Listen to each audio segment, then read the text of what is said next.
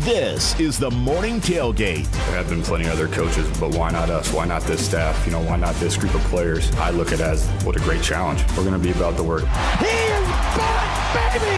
And the Raiders regain the lead with Vic Sapienza, Vinny Bonsignor, and Clay Baker on Raider Nation Radio 920. Fire up the cue! Grab a beverage or two and settle in.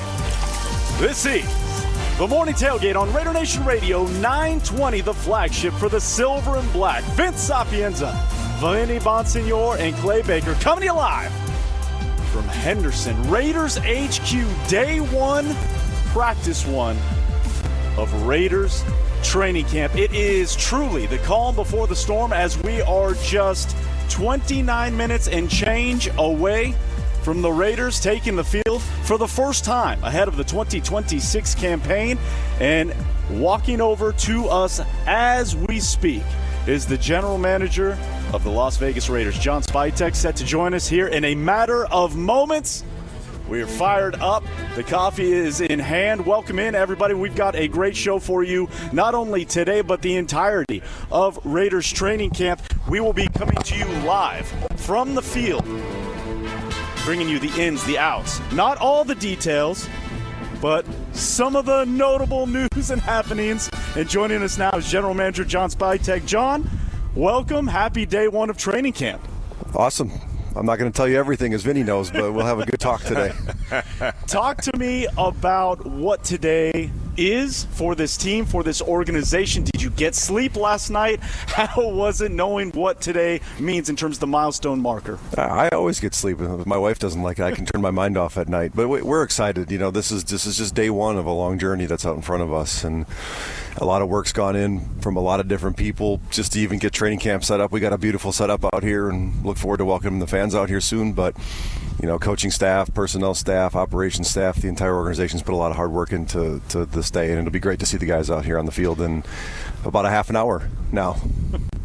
Yeah, and John, you, along with 31 other teams, everybody starts on that bottom rung of the ladder, and that's the beautiful thing about sports. It's a beautiful thing about football, and this time of the year. And along those lines, you guys have done a marvelous job putting together a roster that has a whole bunch of great young storylines and exciting storylines, but when a team drafts a quarterback first overall in the draft, a lot of eyeballs, whether it's us or nationally, are going to go right to that position. So I know you guys have a great plan in place to handle Fernando Mendoza and Kirk Cousins and the quarterback situation. But I'm really curious, I think everybody is, what the criteria is going to be for you and Clint and everyone that's involved in that decision to kind of decide, okay, it's time to move forward with Fernando as the starter or take him to the next step. And not only him, but also the team in terms of supporting him on that next step. And what the criteria, what are you guys going to be looking for during training camp to make that kind of a decision? Well, I think for us, it's just I know we all want to talk about the quarterback, but it's who's the right person to play, who's competed the best, who's earned it, who's showed that they deserve to be on the field. And we've talked pretty openly that this is going to be a meritocracy here, and you're going to have to earn your spot on the roster. You're going to have to earn your spot in the lineup, and you're certainly going to have to earn your spot as a starter. We wanted to stack every room with as much competition as possible, and we always want to do that. And we're very committed to the best man will play and the best person for the team will play. This is a massive team sport, and it's the best team sport. It's why we all love it so much. There's really nothing that anybody can accomplish in this game by themselves. And go line by line, position by position. Whoever's the best person to play, the best man to play, that'll be when we kick it off against the Dolphins. That'll be who you see out there. What are the ways you gauge growth for someone like Fernando as he goes through this process of camp? Because there's a lot getting thrown at his way. I think just steady growth. Obviously Kirk's got some familiarity in the system, so that'll help him. But I think what you're looking for with any young player is certainly they're going to make mistakes. How do they respond to mistakes?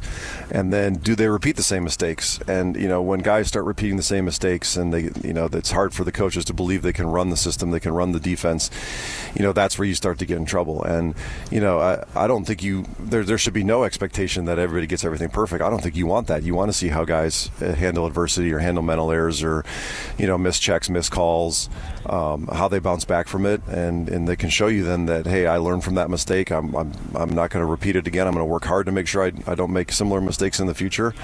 And that's a great mindset to be in for all of our guys. John Spytek joining us here live on the morning tailgate at Raiders HQ, just minutes away from players hitting the field for the first training camp of practice of the 2026 campaign. And John, talk to me about Clint Kubiak and the process over the last couple months of meshing together as you guys have, building this roster and putting this plan in place of what training camp is going to look like. I thought one of the most notable things he said in his training camp opener was we're getting rid of the word I in terms of the vernacular. The verbiage is gone. It is we. It is about us.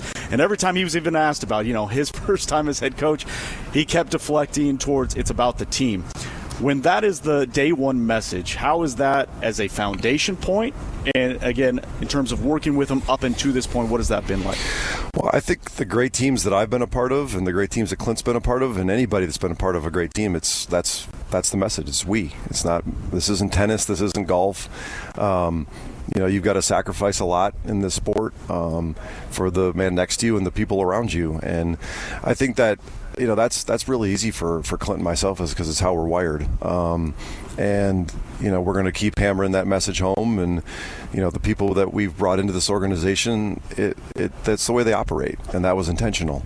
And, getting to know Clint through the past 6 months now, whatever it's been, it feels like it's been 2 years and 2 days at the same time.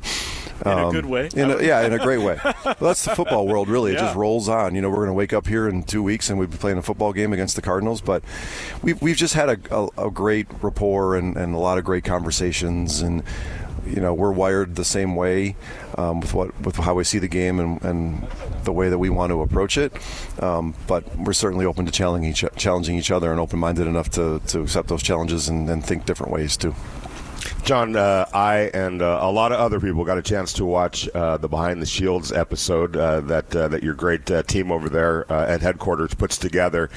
And it was a great refresher course for what you guys did, the work that you guys put in this offseason. But two players in particular kind of jumped off the screen to me, and that was because of their playability, their ability to play takeaway, and just add some athletic ability and explosiveness to your secondary. And that's Traden Stukes and Jermod McCoy. I was hoping you could talk a little bit about both of those players, but in particular about Jermod.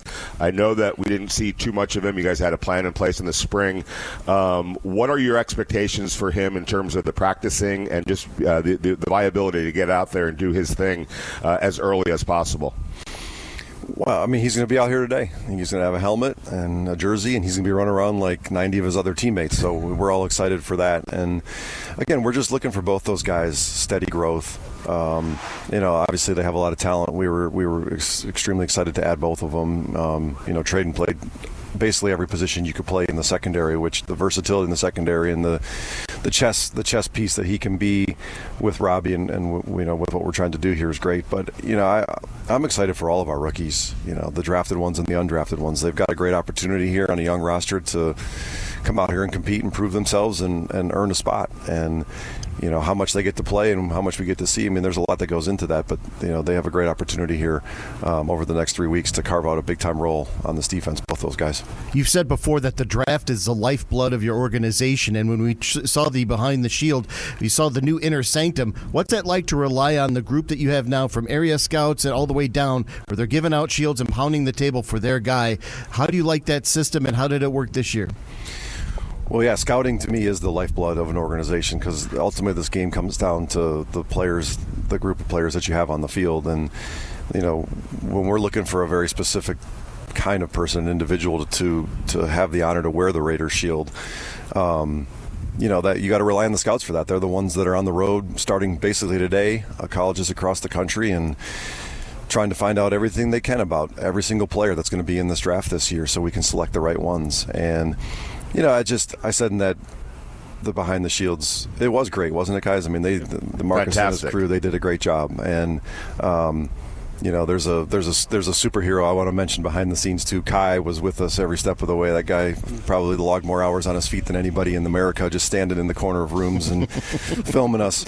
But it's just everybody in that room, I think, felt felt like they had a say, they had a voice. I try to empower those guys to really speak their mind and own the process, and that, we're all going to listen to them, and we're going to make a collective decision together to bring the best people in. And so, we're looking for a special person to have the honor to wear the Raiders shield. I think that's important, and our guys know that. Our entire organization knows that, and I expect the rookies to come out here and prove us right. John Spytek with us live here on Raider Nation Radio 920. And to that point, scouts have a say, players are going to have a say. Clint Kubiak was asked yesterday about the different camp battles along the offensive line, in the secondary, different things here and there. Obviously the quarterback situation, but at the end of the day, they're the ones who are going to decide what they do on the field. So give us your perspective, your point of view. I think I asked you this last year. What does a training camp practice look like for the general manager now in year 2? Constant observation, the life of a scout. I'm not on the field calling plays or calling defenses or teaching techniques or how to throw a football or anything like that. Our job is to come out here and observe, and we see the game through a different lens, I think, than the coaches do, and to have open conversations with Clint and our entire coaching staff to see, to voice what we see and to try to figure out, is this the best guy? And it might not be the most talented guy. It's the best guy for the Raiders to play that spot to the best of their ability and to what this organization needs. And so I try to stay off of camera at training camps. I try to kind of be behind the scenes and just observe. And every day, we meet as a scouting staff, personnel staff afterwards, and everybody gets a chance to see what they say what they saw and see what. Gosh dang it! It's early here, isn't it? Say what coffee? They saw. Where's your coffee? I already had 2 cups of coffee. I'm going to slow down a little bit here. And just constant evaluation. We don't have to be urgent here. We can feel like our game is coming, but we have a month and some change and a lot of practices here, and we're not going to make any set determinations off of one good practice or one bad practice for any one player. It's just going to be a constant build towards the season. John, the offensive line is definitely a focal point. You guys, this organization, including you in your 2 years, have added a lot of talent, young talent, to that room. There is a player, Jackson Powers-Johnson, now going into year 3. It's been unfortunate for him with injuries that he hasn't been able to consistently stay out there and show what he's capable of doing. As he approaches year 3 and the talent is there, that's pretty obvious. From an organizational standpoint, what do you want to see from Jackson Powers-Johnson as he gets set to enter year 3? Well, we want to see him attack. He's going to get a chance to compete at that right guard spot. We want to attack that, attack at full speed, and he has a great chance to earn that starting job. He's going to have to go earn it. And you said it. You got to be on the field to play and to earn a starting job. I got a chance to be around the great Rondé Barber for many years in Tampa, and he always talked about your best ability is your availability, and why he was determined to never miss a practice, to never miss a game, and he's a Hall of Famer because of that. And that's the mindset that the great players I've had have been around. And sometimes you catch tough breaks and you got a real injury, but it's all out in front of Jackson. He has all the ability in the world, and I know he wants it, and he worked really hard this summer to put himself in a great spot. He's coming in great shape, and I expect him to go out there and give his best and utilize the talent he has and the love of the game that he has, and he's got a great chance to be a big-time player for us on that offensive line this year. How much can a player grow from year 1 to year 2, and what are your expectations for those players, especially when you think of guys like Jack Besh and Dante Thornton? Yeah, I think the year 1 to year 2 is your biggest growth. You know what it means to be a pro. Nothing should catch you off guard anymore, and I have this organization has big expectations for those guys from the 2025 draft class, and they're going to have a chance to get out here on the grass and show us what they got, what the work they've put in, the growth that they've made over the past year, and we're going to find out real soon. John, just a couple more before we let you go. Again, thank you for the time as practice is getting ready to get going here. For the Raiders, on the defense, I think there's a lot of questions of what it's going to look like. With Rob Leonard, first year DC, the different ads you guys made in free agency, obviously some of the ones we mentioned in the draft. But how excited are you to kind of see what that group looks like? Because, again, on paper, it looks like a vastly improved unit and new leadership and new voice and things like that. But, what are the expectations? Do you even quantify it that way?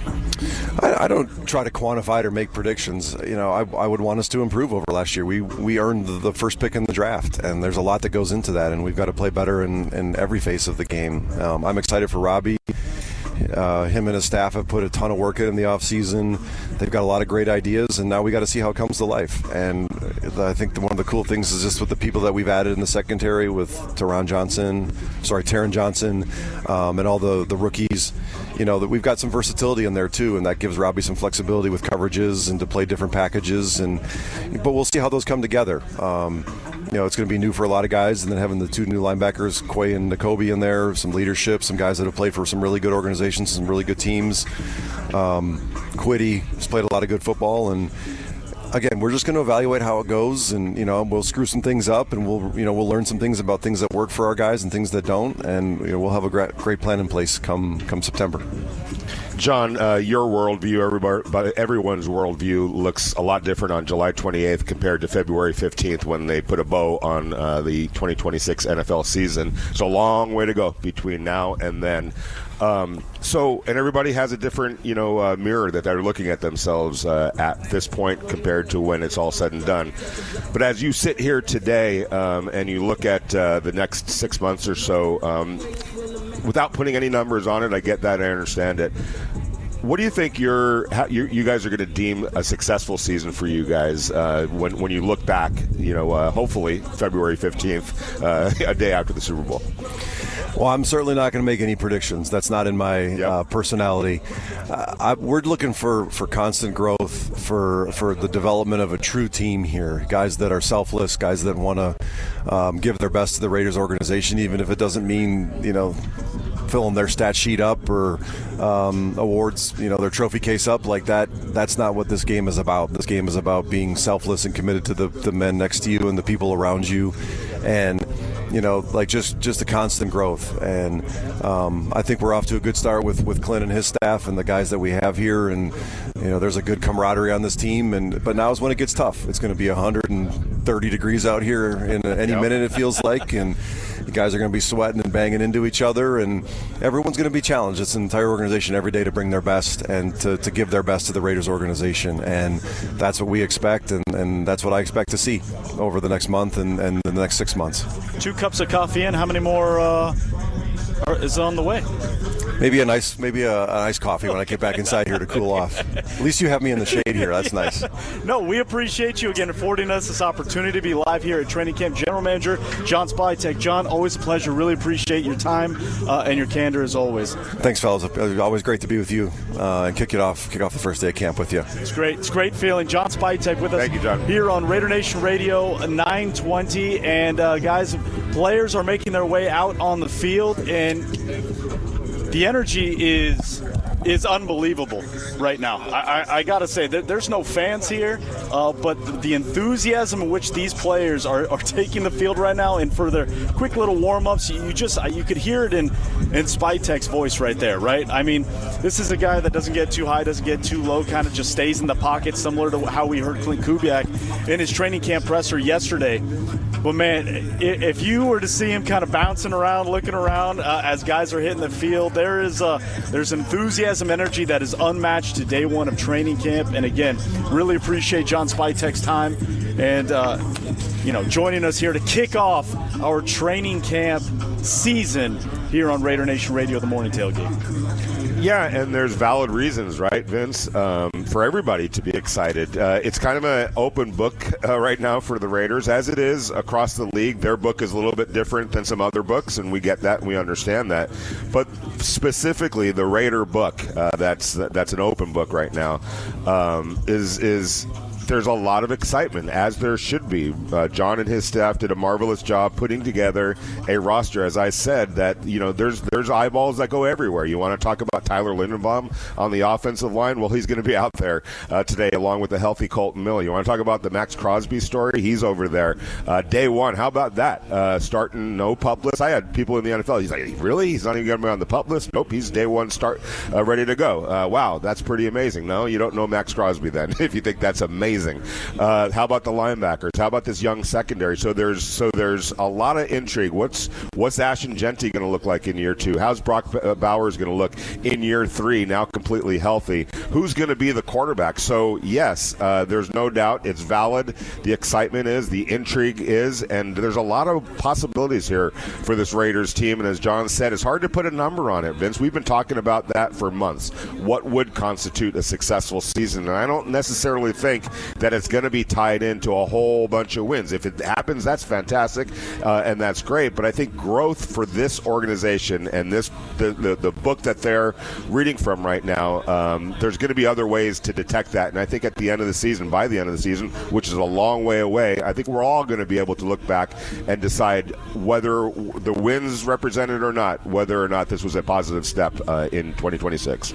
And not that a guy like Clint Kubiak needs any confirmation, but Max Crosby is on the field looking like a full go with his teammates out here. You know, really interesting as, again, guys are just starting to filter out from the gym onto the field, and I'm looking at the secondary right now, and I'm looking at all the young guys in that DB group right now. Are there any other kind? Getting coached up right now by the likes of Eric Stokes, Taron Johnson. Yeah. They're going over their sheets right now.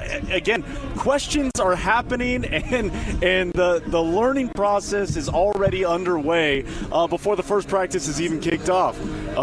It is... As we listen to the wonderful sounds of the boys are back in town. JT the Brick is in the flesh here with me.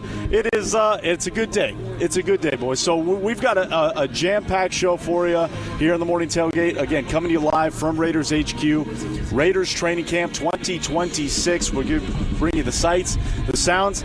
We got Marcus Johnson stopping by in hour number 2. We got Adam Hilby stopping by the table also in hour number 2. And, this is going to be one of those times of the year, guys. We don't know who else is going to stop by the table. We could get anybody at any moment. So we got to keep our head on a swivel, be on our P's and Q's. But it should be fun stuff. Do want to hear from the nation, as always, 702-365-9200. And just training camp day 1.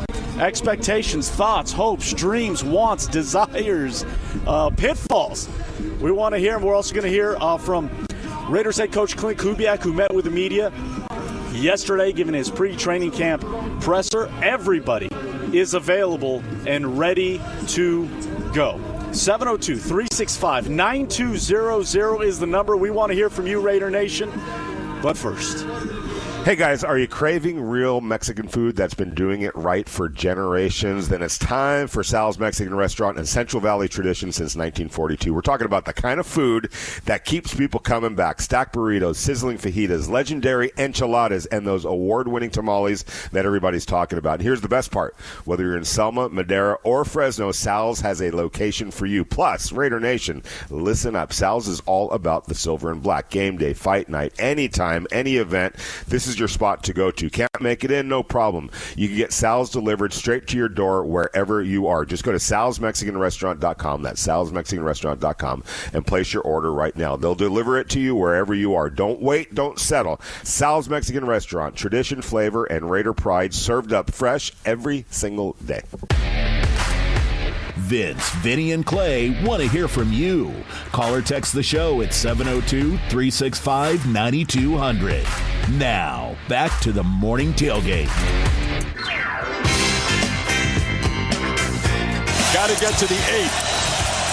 He's going to take off and run. Mendoza weaves his way first and goal. Diving toward the end zone. Touchdown! That's where he won the Heisman Trophy. I think just, steady growth. Obviously Kirk's got some familiarity in the system, so that'll help him.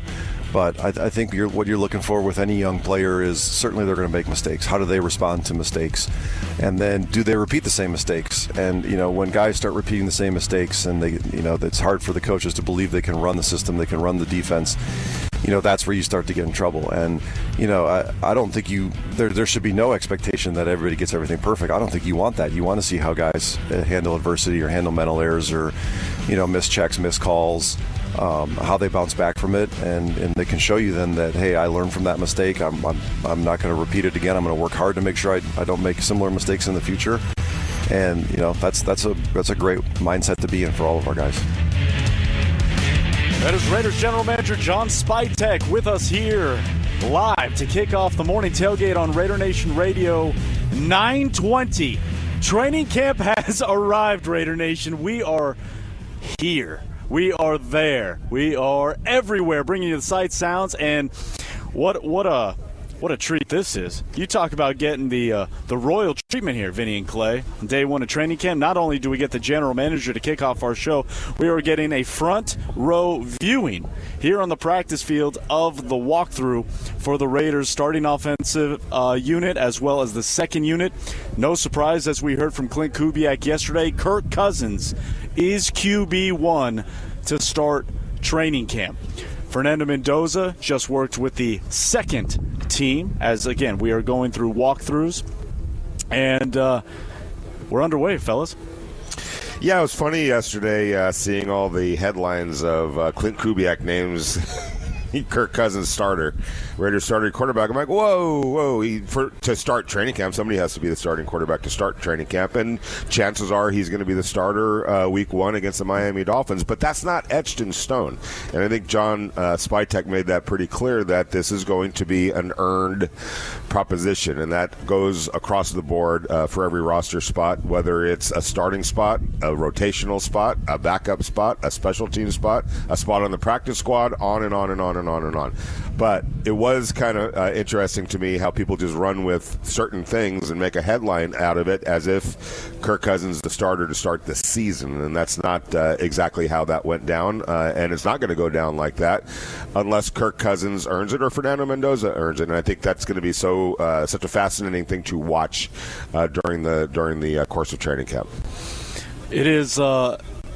The energy right now is as energetic as it was when guys were hitting the field. It is all business right now. There's not a lot of hoopla, hoot and holler. It is. I'm watching this, and again, this is we're 5 minutes, if anything, into the start of all this, and this feels like practice number 5. This feels like practice number 6 in terms of guys getting to from spot A to spot B, moving right along. Again, there's not a lot of extracurriculars. It's just a walkthrough right now. I'm looking at the offense nearest me on the far field. We have the defense doing their deal, but this is I say that, and the reason why I point that out is because that was the demeanor from Clint Kubiak yesterday in his training camp opening presser. He was very much in the pocket, right? Like, this is a guy, and we talked about it yesterday on the show. You weren't going to get the plastic hamster wheel ball or whatever it was last year before practice. Guys throwing trash cans and banging trash cans and things like that. This is strictly business. And when I talked to a couple people in the building after that presser, I said, is this him setting the standard? He goes, this is how it's been since the moment he walked in. It has been get to the point, get to business, and let's get our work done. Yeah, and that's exactly how it's been described to me as well, Vince. And there's a lot of accountability. There's a lot of, I wouldn't even call it peer pressure. I don't think that's the right way to say it. But just an understanding. Everyone's here to do their job, and everyone's expected to do their job, and there will be accountability. And everybody is pushed to do the best that they can. And when that gets pushed from, externally, the good ones internally get the message, and their sense of doing it the right way, escalates as well. So I think that can be felt across the building. And honestly, it's not just Clint Kubiak, although that's going to be the face of it, for fans as they watch practice, as they watch games, as they hear him talk up at the podium, et cetera, et cetera. But this is a real the organizational change that's occurred at the ownership level from Tom Brady, but also Michael Meldman and Egon Durbin, and the energy that and winning attitude, and I wouldn't call it an urgency, but things are heightened inside the building now with the presence of the new ownership element to all this. That is also felt throughout the building, Vince. So when you have the coaching end of it, we know John Spytek and his seriousness and his diligence and his group. Now you got the coaching element to it, along with the additions that they've made in ownership. It really does create a new atmosphere throughout the building, and that filters out onto the field as well. And it's going to be cool and interesting to watch how that manifests itself on the field. I don't know if you were able to catch it, Clay, when John Spytek walked up. As I was introducing him, I said, we're going to be bringing you all the sights and sounds from training camp. And he looked at me like, basically saying, not all.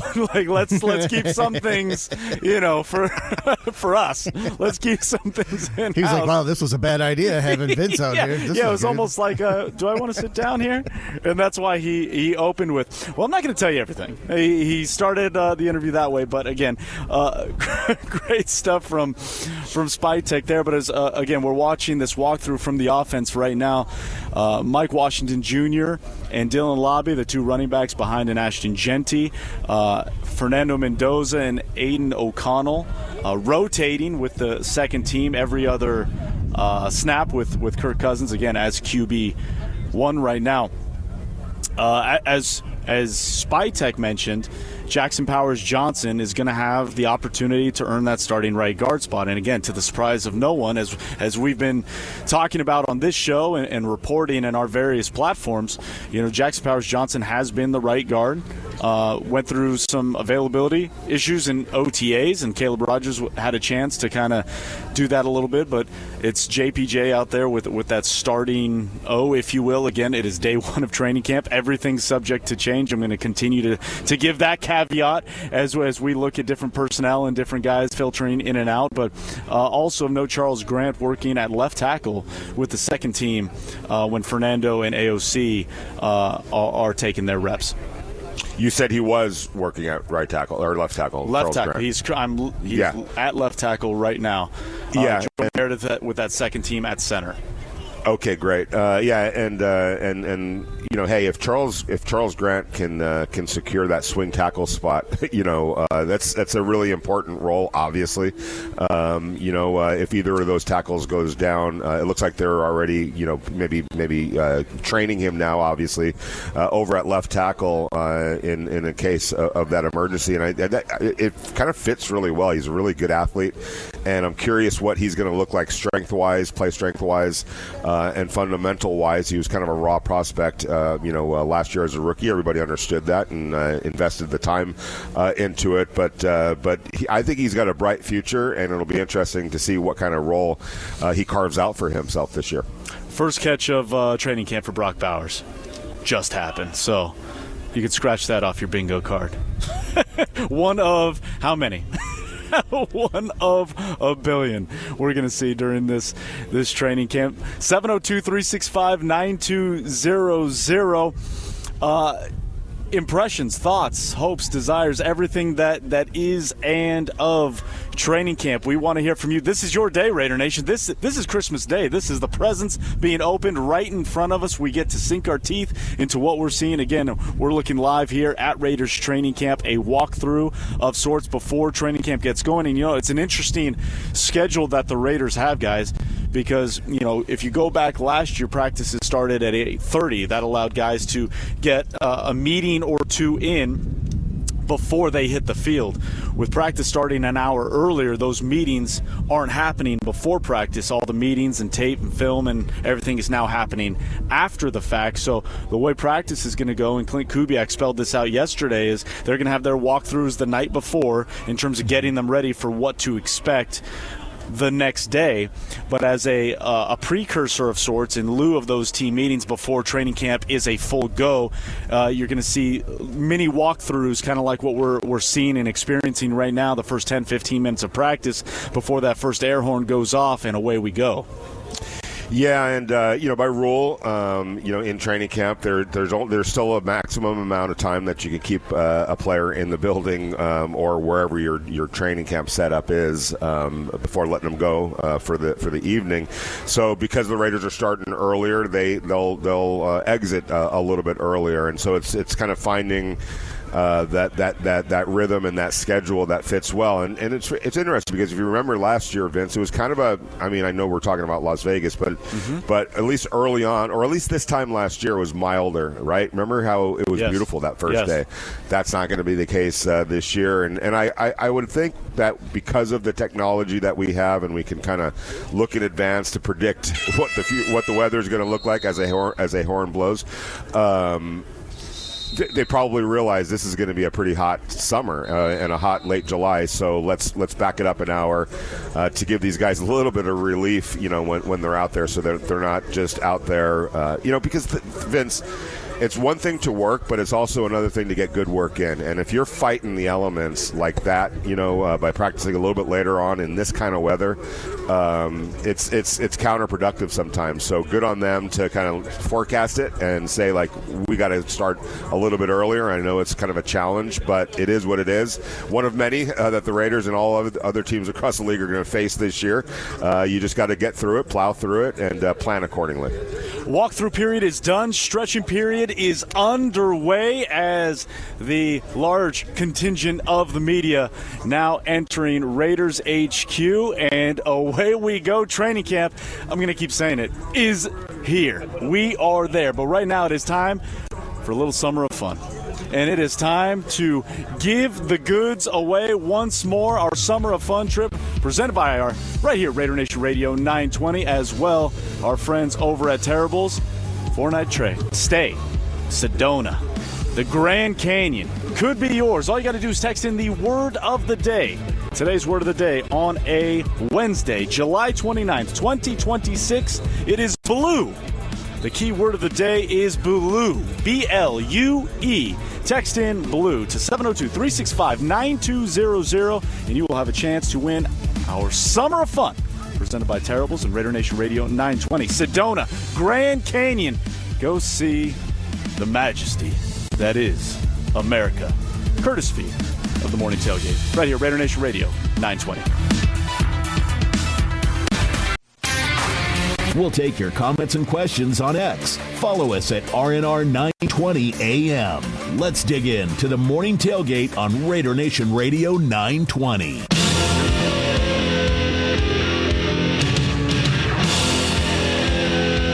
For every position, there's got to be competition, right? The best player has to play.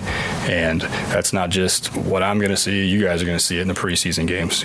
We as coaches, we're going to see who the best guard is, okay, best quarterback across the board. There's battles everywhere on the roster. So it's important for me to be fair to the players is to put the best player out there. When we go out to practice tomorrow, Kirk Cousins is the starting quarterback. He's the guy. And he's going to get a ton of reps.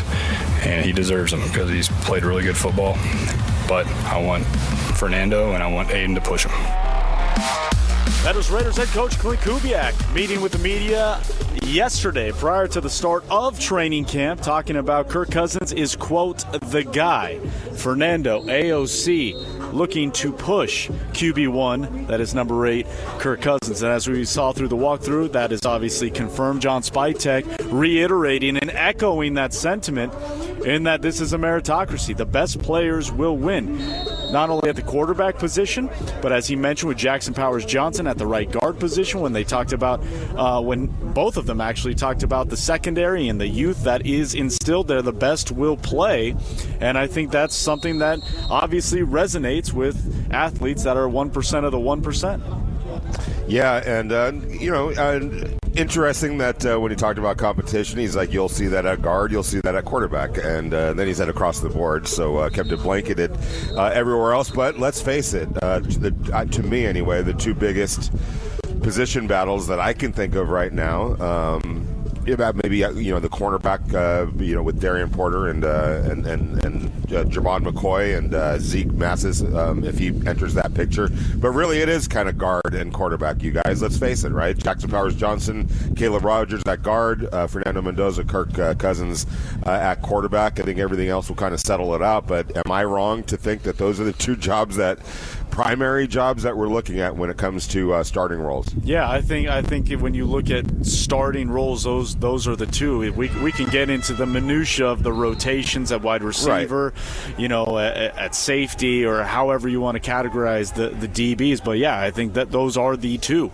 and they're not just two positions. They're two wildly important positions when you talk about the makeup, especially specifically to this team's makeup of a roster and moving forward for the 2026 Raiders. Stretch period is now done. We have moved into individuals as they're breaking out into different things. So let's get out to the phone. 702-365-9200. Raider Dave in Denver joining us here on the tailgate live from Raiders training camp. Good morning. Hey there, about 80 degrees here. I can't imagine how warm it is there. It would feel like my two-a-days back in Arizona, I'm sure, but these guys will get through it. I'm just praying for everybody to be healthy and that everybody gets plenty of opportunities to make every single decision that this coaching staff has to be as tough as possible. I think I ended up finding a list on the internet about the rookie listing, and it came to 31 players. Now, for a third of that roster to be that young, I would have to say I'd be surprised if it wasn't one of the top 5 youngest rosters in the league right now. So there's a lot of growing to do. There's no doubt. But it sure seems to me that every single hole that was glaring last year, they've been able to fill not just with one guy, but a couple of guys to go ahead and compete. And I think that's the kind of excitement that Spytek has this morning, that, it wasn't just coffee. I think he was tripping up over his words because he's just as excited as the rest of us at Raider Nation.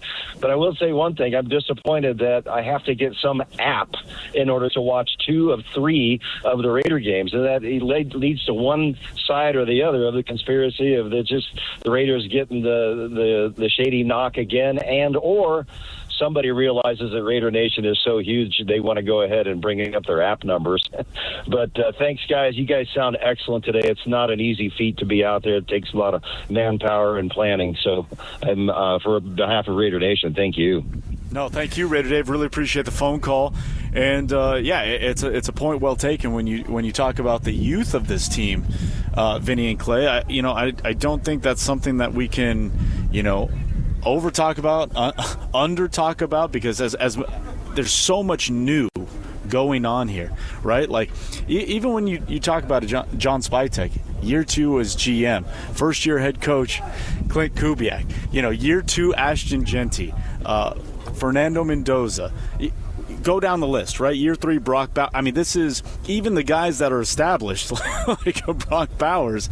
It's a wildly young grouping, and so there's a lot of new. There's going to be a lot of mistakes. As Spytek pointed out this morning, there's going to be a ton of mistakes. But when it comes to the evaluation process, that's one of his favorite parts, is to see who corrects those mistakes. Who are the, as Fernando Mendoza called it, the repeat offenders of those mistakes. And that's really when you get it back into the meritocracy, the best will play.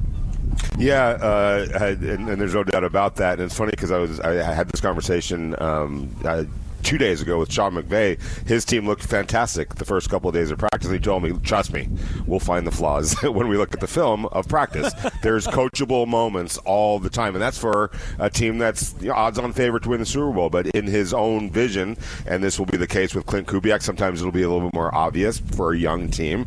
Maybe for us to kind of see some of the assignment issues, or somebody lining up in the wrong place, or the wrong call being made. Maybe it will be a little bit more obvious because of where the Raiders are in their youth. But even as they get better and as they improve, there's always that level of it can still be improved more. We're not perfect, and nobody is, and it's just the pursuit of perfection that makes this really fun. But you're right. It's an extremely young team, and Vince, I would say this as well. It's not just the rookies, even the players that they brought in. Tyler Linderbaum is, 25 years old? Right, I mean, right. Criminy sakes. That's a kid in my mind, right? Still, and this is just his second contract. When you talk about Nakobe Dean and Quay Walker, right there with Tyler. So even the veterans, quote-unquote veterans. We were just talking about, Eric Stokes out there, the grizzled veteran. He's only 26 himself, 27 himself. So even in that case, even in those situations, there's youth and there's a future involved with a lot of these players. So again, a really marvelous job by John Spytek and his group to really infuse this team with a lot of young talent. 702-365-9200 is the number. We want to hear from you, Raider Nation, as training camp is officially underway. Football is back. There's the owner, Mark Davis, walking past our table. Big thumbs up, big smile. Optimism is high. Expectations are rising here for the Silver and Black. Joining us next, Marcus Johnson, Tape Don't Lie. Adam Hill will be joining us in about 30 minutes' time. Training camp live on Raider Nation Radio 920. This is the Morning Tailgate. I'll just tell the Raider Nation that we have to earn your trust. We got to earn those seats in the stands by putting a great product on the field. Words will not do it. It's our actions. With Vince Sapienza, Vinny Bonsignor, and Clay Baker on Raider Nation Radio 920. Flying through into hour number 2 here on the Morning Tailgate. It's Raider Nation Radio 920 coming to you live from Henderson, Raiders HQ. Day 1 of training camp, 30 minutes old. Special teams period is a wrap. And now the offensive, defensive units have split and are getting to work. We're seeing a little bit of pace in this period like that. Energy starting to pick up, starting to build, starting to rise. It's a beautiful morning. Again, it's going to be hot here in Las Vegas today. But right now, what are we looking at? About 90, 92, 95-ish right now. So not too bad, but so says me, the guy who is perfectly shaded. 95 degrees. But I'm perfectly shaded right now, so I've got a front row view of everything. We'll be bringing you all the sights and sounds as it comes to be. Joining us now, in hour number 2, is Marcus Johnson of Tape Don't Lie. And Marcus, we appreciate you as always, especially being flexible with the schedule. It is day 1 of training camp. And, we heard from Clint Kubiak yesterday that Kirk Cousins is the guy to start with AOC, and obviously Fernando Mendoza pushing them. We are seeing that early on here in training camp as Fernando and AOC rotating turns with that second unit. And so not overly specific when asked for what's it going to take to push Kirk Cousins and overtake them. But by your estimation, what has to happen for Fernando to overtake that spot? Good morning. Good morning, guys. And, I think one thing I talked about a little bit before about, I think it's knowing the protections and things like that, but also kind of just looking at it from a different perspective here. I think just performing well in the preseason games. And I know some people say practice is more important than preseason when it comes to training camp. But, I think playing well in the preseason games and being consistently, if it's just overwhelming, he just has everything they want to do on the offense. He's, moving the offense. They're putting up points. They're constantly moving the football. They're doing a whole lot of things. He's getting them in the right plays. And it looks really smooth in these preseason games.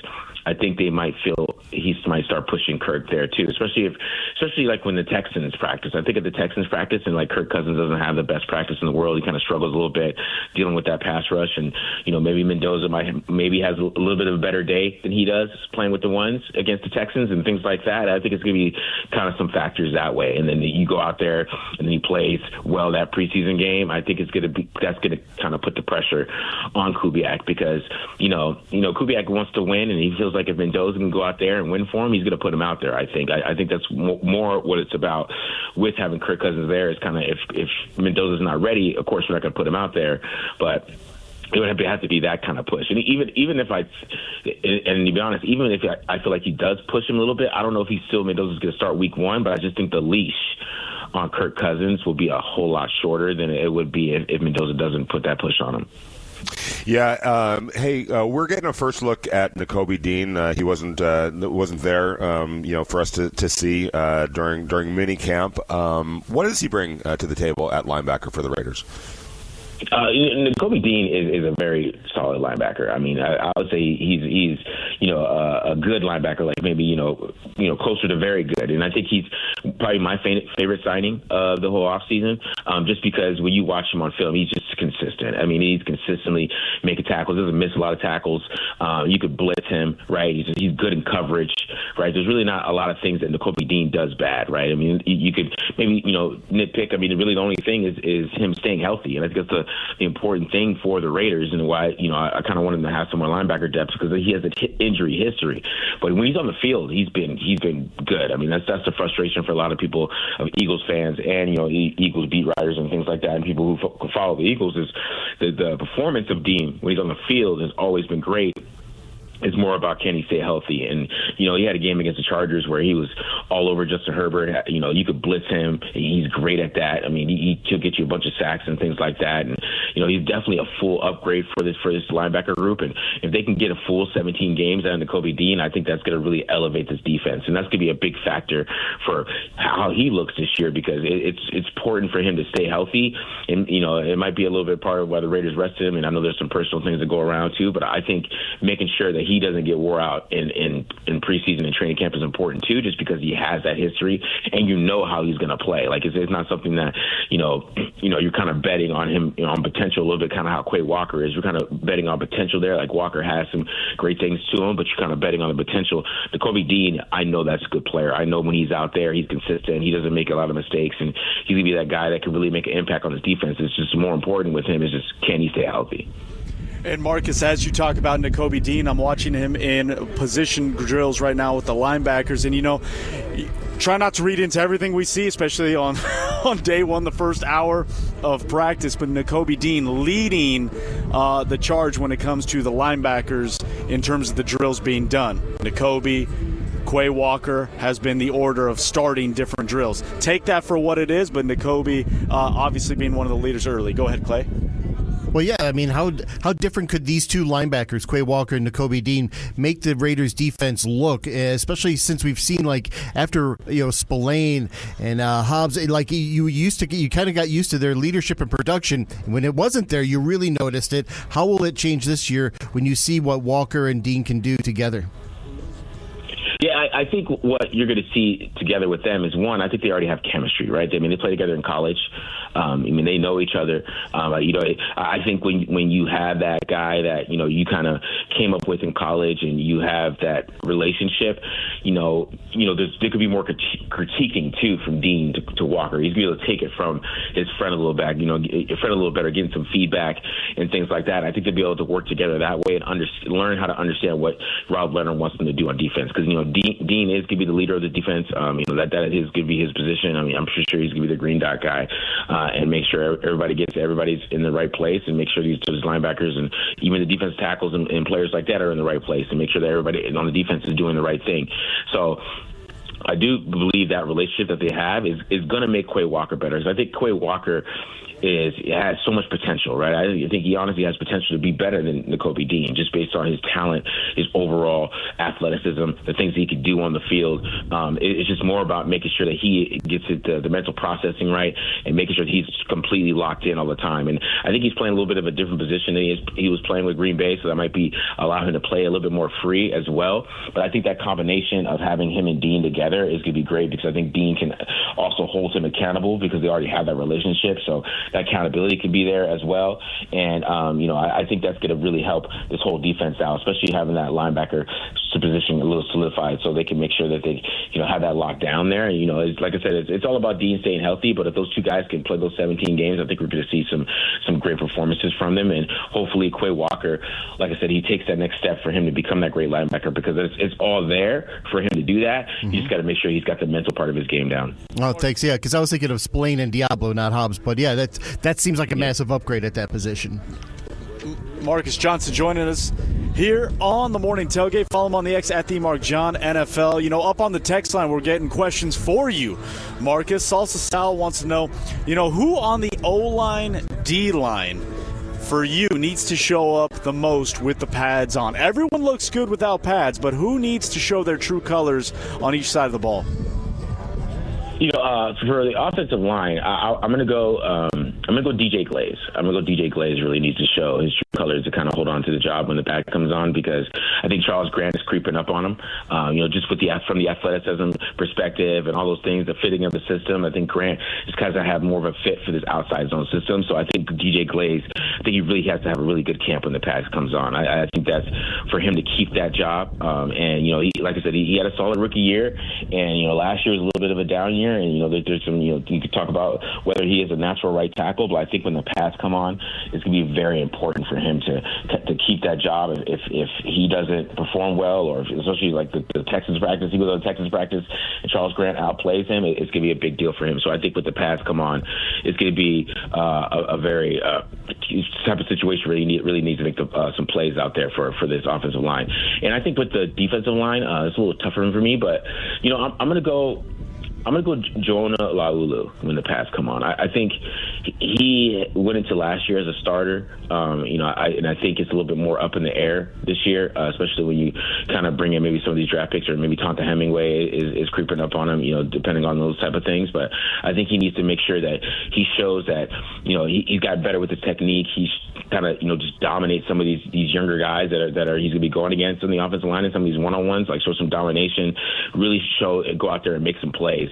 Because, there's always flashes with Laulu. Like, there'd be some games where you're like, okay, there's something there. And then there's some games where he's maybe getting pushed back. Like you got the Jaguars game last year, he had a really good game. And then against the Cowboys, he had a really awful game. So I think that consistency needs to come there and really, make sure that, he is that starting defensive tackle next to Adam Butler, or when they're playing 3-4, he's that 5 technique guy across from Adam Butler. So he needs to make sure that he solidifies that job, and I think that's something that he's going to do in pass, and just kind of show that strength and a little bit of athleticism that he has, to kind of make sure that he keeps that job and nobody kind of creeps up on him like a Tonka Hemingway or somebody like that. Yeah, the reporter in me cannot help but notice the full sleeve on Nakobe Dean's left leg, so maybe that explains a little bit of why he wasn't participating in the spring, and something to keep an eye on and maybe look into a little bit. But staying on the defensive side of the ball, as you were addressing that defensive line, I'm really curious about that young secondary, and it really is a young secondary when you think about it, Marcus. Even the veterans are, except for Johnson, even the veterans are pretty young themselves. What do you hope to see and glean over this next month or so from this young secondary? Just them learning the NFL and getting the scheme down, and them making some plays gives them excitement, right? I think that's what I really want to see from these guys, because they brought a bunch of turnover machines in, right? I mean, Masses, he has 4 interceptions. Johnson, he had 4 interceptions too. Stukes had 4 interceptions. I mean, that's 12 interceptions right there. They brought in a bunch of those guys that come in to make some plays. Tanner Johnson, he makes plays. I mean, he gets interceptions as well, and add those guys in, and even Palomar gets interceptions too. I mean, you could critique him a little bit, and you can get into him, but he makes interceptions. I mean, he had a couple last year, and has to make some good plays. So I think that's what I want to see. I want to see these guys make some plays and go out there and make sure that they, because that's going to build confidence. If they go out there and get some interceptions, and of course, the offensive side of the ball, maybe if it's Mendoza or some of these guys throwing interceptions, we're not, some fans are going to be happy about it. But I'm going to be excited about Dr. Johnson getting some interceptions and things like that, and Stukes making those type of plays, because we're not going to be able to see them tackle too much out here and do those type of things. So it's going to be important to see these guys make plays, get their hands on the ball, and you knock some passes down, because especially like somebody like Jermod McCoy too, who hasn't played football in a long time, and if he goes out there and he starts to build his confidence in the NFL, make some plays in some one-on-ones, go out there, make some interceptions and things like that, get his hands on the football, it's going to be huge for his confidence too, because he going through injuries and then falling that far after that, I mean, that can kind of knock you down a little bit, can also put a little bit of a chip on your shoulder. But I think going out there and making some plays also just builds that confidence back up and makes you recognize that, I was supposed to be that top 10 pick guy. So the secondary has me super excited. I just love that they're so young back there, because having that young nucleus of a secondary, and those guys grow, and they can, 2027, 2028, these guys become great, man. it's going to help everything. It's going to help your defensive line. Your defensive lines just become magically better because everybody's covered in the back end. It's going to be something I'm excited about, so I can't wait to see how these guys grow throughout this next month. Well, especially with Rob Leonard as the defensive coordinator, what do you expect from him as far as his style and making him an identity of what he wants to do? And also, how do you think it'll translate into Max Crosby's game? What I expect from Rob Leonard, I think we're going to get back to more of the exotic defensive line looks that we saw like in 2023 and 2024 when they were able to kind of get to the quarterback a little bit better. In 2023 when Max Crosby had 15 sacks, I mean he was moving everywhere. Especially like in the Chiefs game, you saw him at middle linebacker sometimes, and they were moving him everywhere. And I think we're going to see a lot of versatility there, where you're going to see like maybe sometimes Jonah Laulu is playing defensive end against certain looks, and they're doing a lot of stunts and mixing it up. And, that's something that Adam Butler does really well, setting up stunts. So I think we're going to see more of those exotic defensive line looks from Rob Leonard. And just because, he's calling the plays. I mean, he has the whole freelance around him. He doesn't have to really – he could set it up and design it, and but he's not the guy calling the plays. So we're going to see more of that, I believe. And also, I think they're going to blitz a little bit more than we think, too. I think we might see them, kind of push it a little bit, and especially when you have Nakobe Dean and Quay Walker and that speed at linebacker. I think we're going to see some more blitzes there, too. So I think they're going to see a lot of mixing it up, a lot more exotic looks on the defensive line, and a lot more creativity from the defensive line as well. So that's what I'm really excited to see. Because I just don't think Max is just going to be standing there playing edge all the time. I think there might be some times Max plays 3 technique on certain third downs and things like that, just because I think Rob Leonard has that young mind where he's going to try to be creative with the defensive line. And I think we hear with the coverages in the back, and I think you're going to probably see a little bit like what you saw from Dennis Allen last couple of years, a lot of cover 2, a lot of playing cover 2 man, or call it cover 5, a lot of man coverage, not a lot of pure man coverage, but kind of setting it up where there's always somebody over the top to stop big plays, and then you have these press corners that they brought in, and that can play a lot of trail technique that you like to play in some of those coverages. So that's what I expect to see. But to be honest, I have no idea what Rob Leonard's going to do, and that's why I'm kind of excited about it, because I don't know what he's going to do. So I'm excited. That's kind of just guessing. I'm throwing it out there. Well, so it's funny because we'll see what he does. Well, it's funny you say that, because it was almost basically the same answer from John Spytek, who joined us at the top of the show. And, he's not into expectations and prognosticating, but he has an idea of what it could look like. But again, like all of us, it's kind of a wait and see of what it plays out. We're talking to Marcus Johnson of Tape Don't Lie. I'm getting a live look at the offensive linemen during individual drills, and Trey Zune looks like an absolute monster.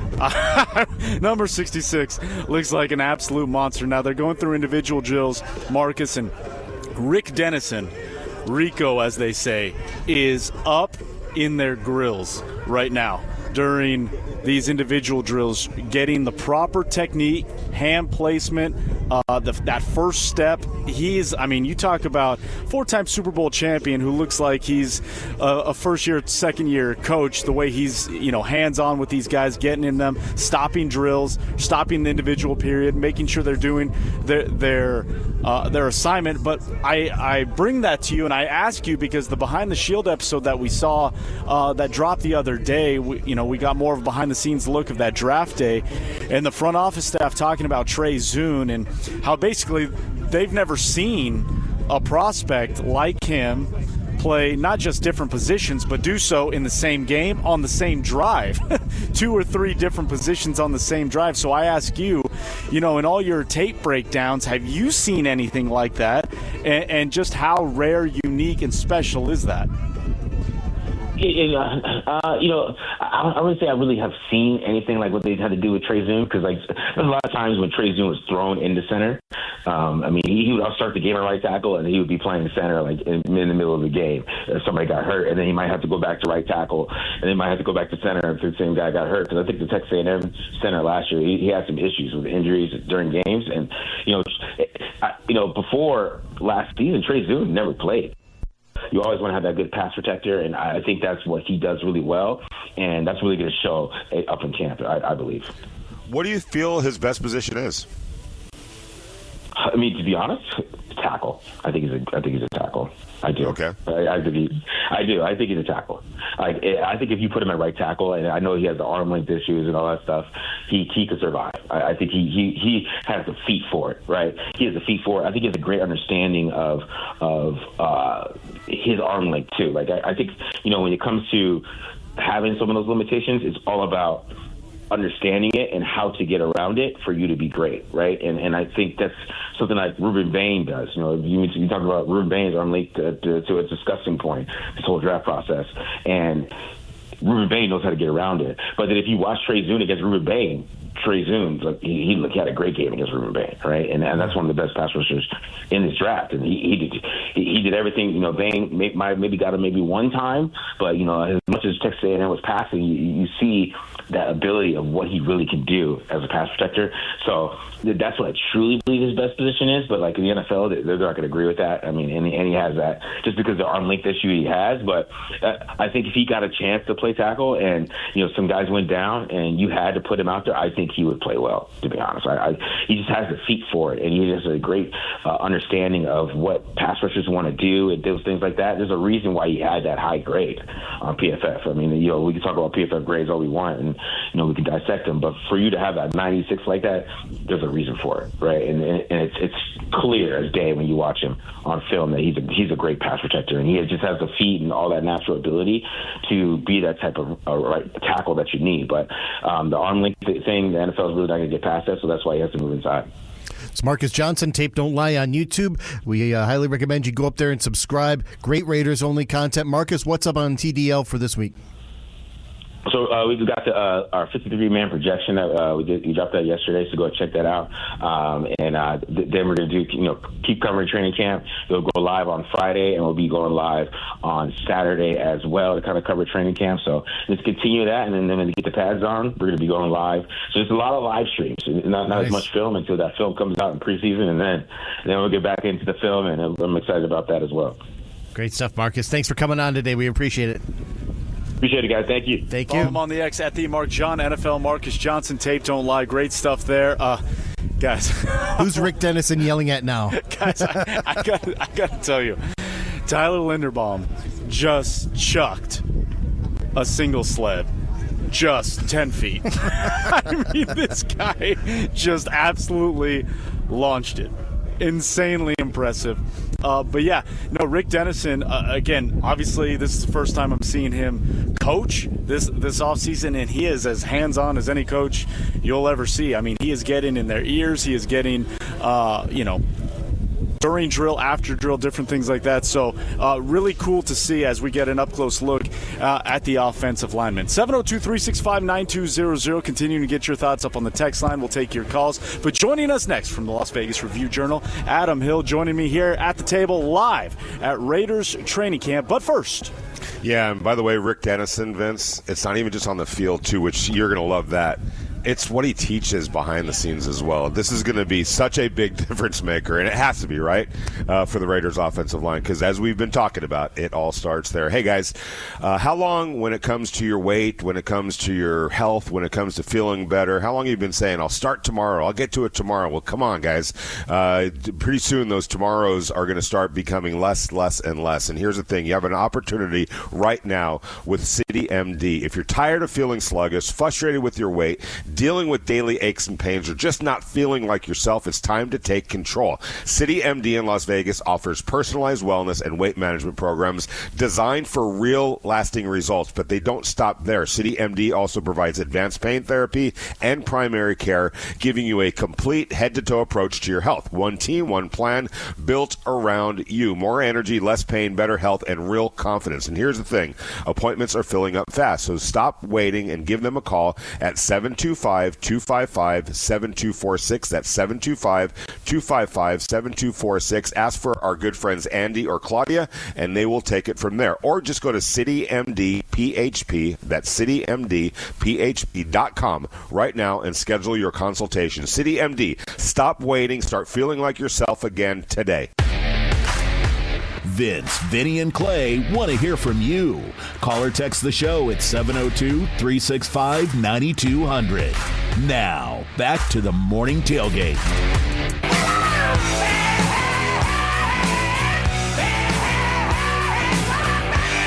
I think that's what you expect out of a quarterback. And just because someone says they work hard, there's totally different levels to that. And I would say in the evaluation process that he stood head and shoulders above others that I've been around. That doesn't guarantee you anything on Sunday. So it's a head start. Gives him a great chance to go have a heck of a practice, but it's really what he does on the field, which is what's going to decide his fate. And but the way that he prepares in the meeting room is what you want. Raiders head coach Clint Kubiak talking about one Fernando Mendoza ahead of the training camp season. Welcome back in live from Raiders HQ, day one of Raiders training camp. Vince Sapienza, Vinny Bonsignore, and Clay Baker. We are looking on one end of the field. We got a little 7-on-7 going, but right in front of our table, the offensive linemen continue to get the work in. Joining us now is the Las Vegas Review-Journal's own Adam Hill. And Adam, we're going to get to special teams, I promise, but as we look at Rick Dennison and his position group get to work, let's read into everything on day one, an hour and a half into practice. What do you take? You can tell everything that's going to happen this season based on one practice with no pads. I think that's where we're at right now. Yeah. Okay. Well, look, I think it was an efficient practice. We're almost we're getting ready to wrap it up fairly soon here. But I am cautious about, as I tell people, like the last 4 of the last 5 years, we've had media people yelling about how, it's different. Mm-hmm. Oh, it feels different. They're like, no, it doesn't. Like, you can't really tell anything. You don't really know anything. But they've been efficient. I like, as you were referring to when I was walking over, Rick Dennison's offensive line drills are pretty intense. He's a pretty hands-on coach. I like some of the new things that they're doing that they weren't even doing in OTAs. So, I think it's been a good practice, but I would caution about reading into anything at all. Yeah, and just to stay on that point very quickly, Vinny, this isn't to throw shade or strays at last year's coaching staff. What we've seen in one not even full practice, just in terms of the offensive line, because I know it's a big talking point amongst Raider Nation and the organization as a whole. That group has to be better. We are seeing a different intensity just when it comes to the individual drills. And again, as we pointed out, Rick Dennison is up in the ear holes of their helmets, telling them what they're doing, what they're not doing, positioning them, moving them, things of that nature. Well, I think it's Dennison, and it's the fact that last year Colton Miller's trying to come back from an injury, so didn't really have him full. Now you've got Colton Miller and Tyler Linderbaum, two really exceptional players who are great leaders as well. I think they carry that out on the field too. So I think you are going to see a more concerted effort, I guess, just to prepare for the season in terms of that group. Again, doesn't mean anything, but I think you like what you see on day one. Yeah, and I would say this: it did feel different. Everything felt different. Josh McDaniels felt different from John, Gruden, and Antonio Pierce felt different from Josh McDaniels, and so on and so forth. The issue is different doesn't necessarily mean better or anything like that. So it is a different feeling this year compared to last year, without question. There's no banging of the drums and all the crazy things that Pete did. That worked for him. That's not how Clint Kubiak rolls. So without question, it feels different. The question will be, is it going to be better? And my question to you, though, and I know that we're all curious about this, and we, you got a chance to see a little bit of Jermod McCoy. Are you surprised that he is starting, ready to go, ready to roll? And what are your impressions? I know in the limited, sample size thus far, but just looking at him, getting your eyeballs on him.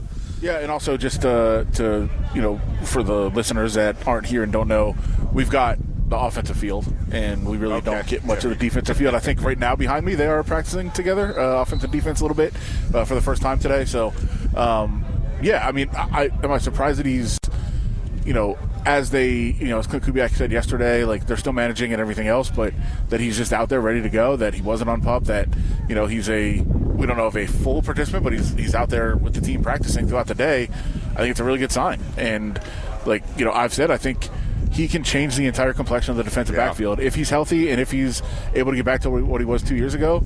This is a far different defensive backfield than what we think it is on paper right now. And just very quickly, Clay, Jermod McCoy is on the field doing 7-on-7. Is that why you moved me to? I was trying to get a better view. Adam's just not paying attention, apparently. We're just trying to report over here.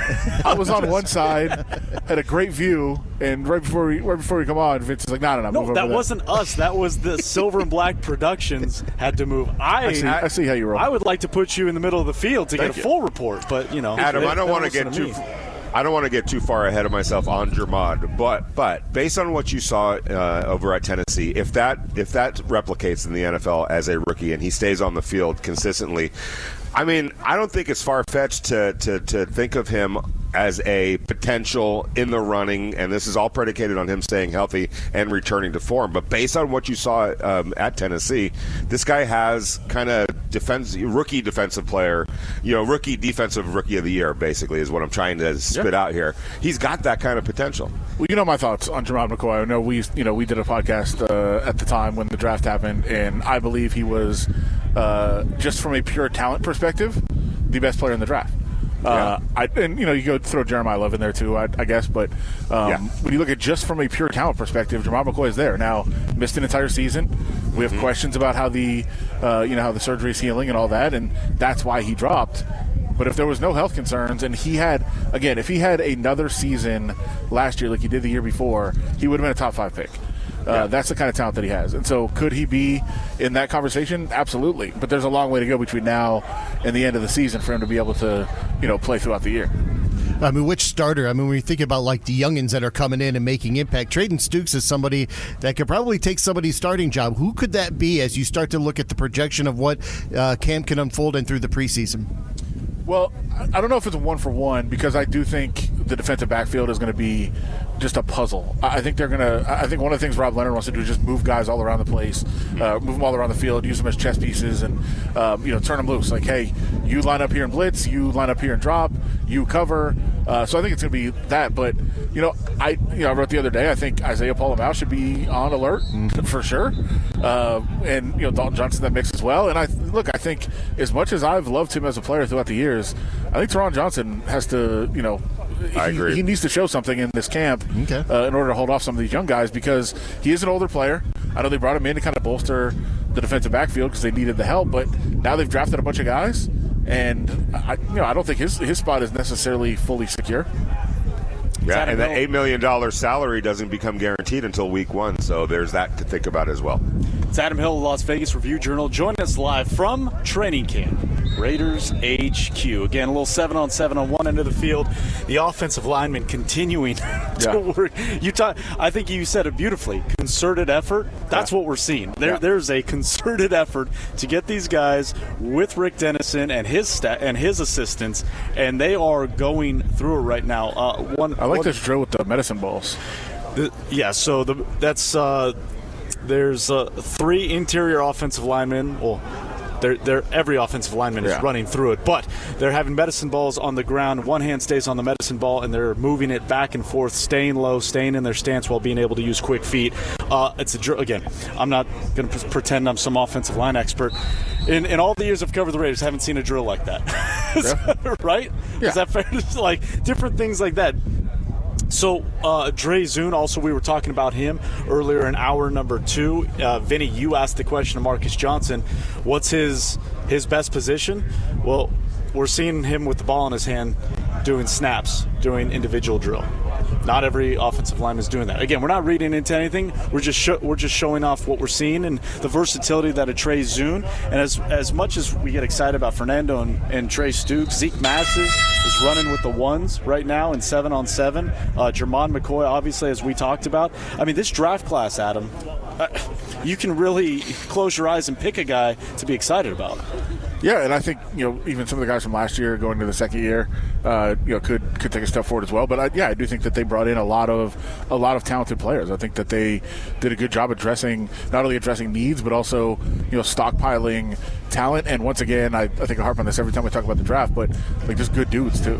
Yeah, they just have good dudes all over the team right now, and. I think finally, after like the 19th time I asked John Spytek the question, he was like, yes, we are picking good guys. I don't think he wanted to just kind of come out and say that, but that is definitely a concerted effort by the team to make sure, like, you want guys that are coachable, you want guys that are out there that you know you can work with, and I think they have a bunch of good dudes on this team too, and that's what you've seen over the last couple of drafts. All right, Adam, I think I know your answer to this, and I think you share my opinion on it. But yesterday, Vita Vea, the veteran defensive tackle for the Tampa Bay Buccaneers, word leaked or came out that he has requested a trade. The Raiders are one of the teams that he would be interested in being traded to.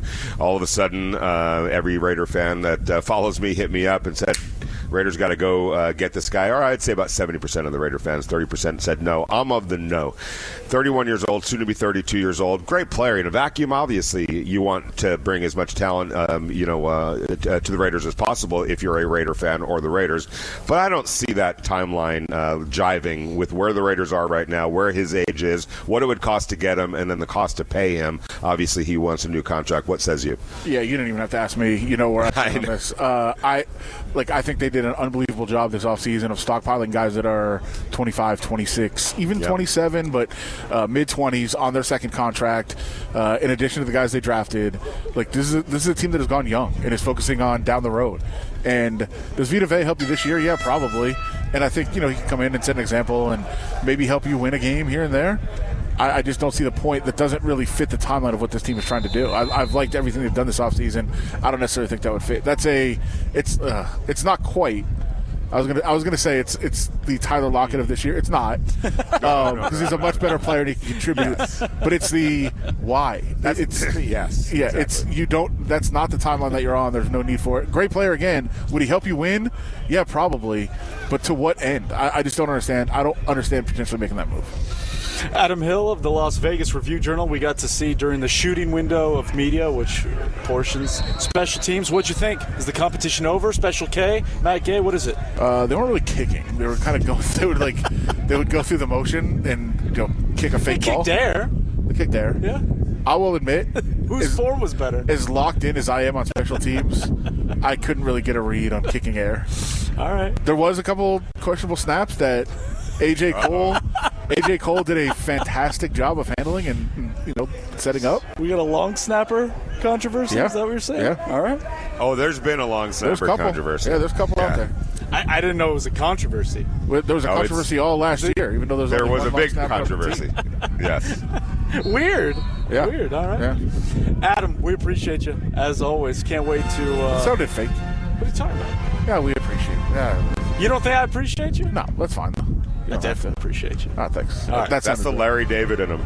That is. Adam Hill, Las Vegas Review-Journal. We appreciate you. That's genuine. I like as that. always. The music helps. That's Clay. That's Clay saying he appreciates you too. Appreciate it.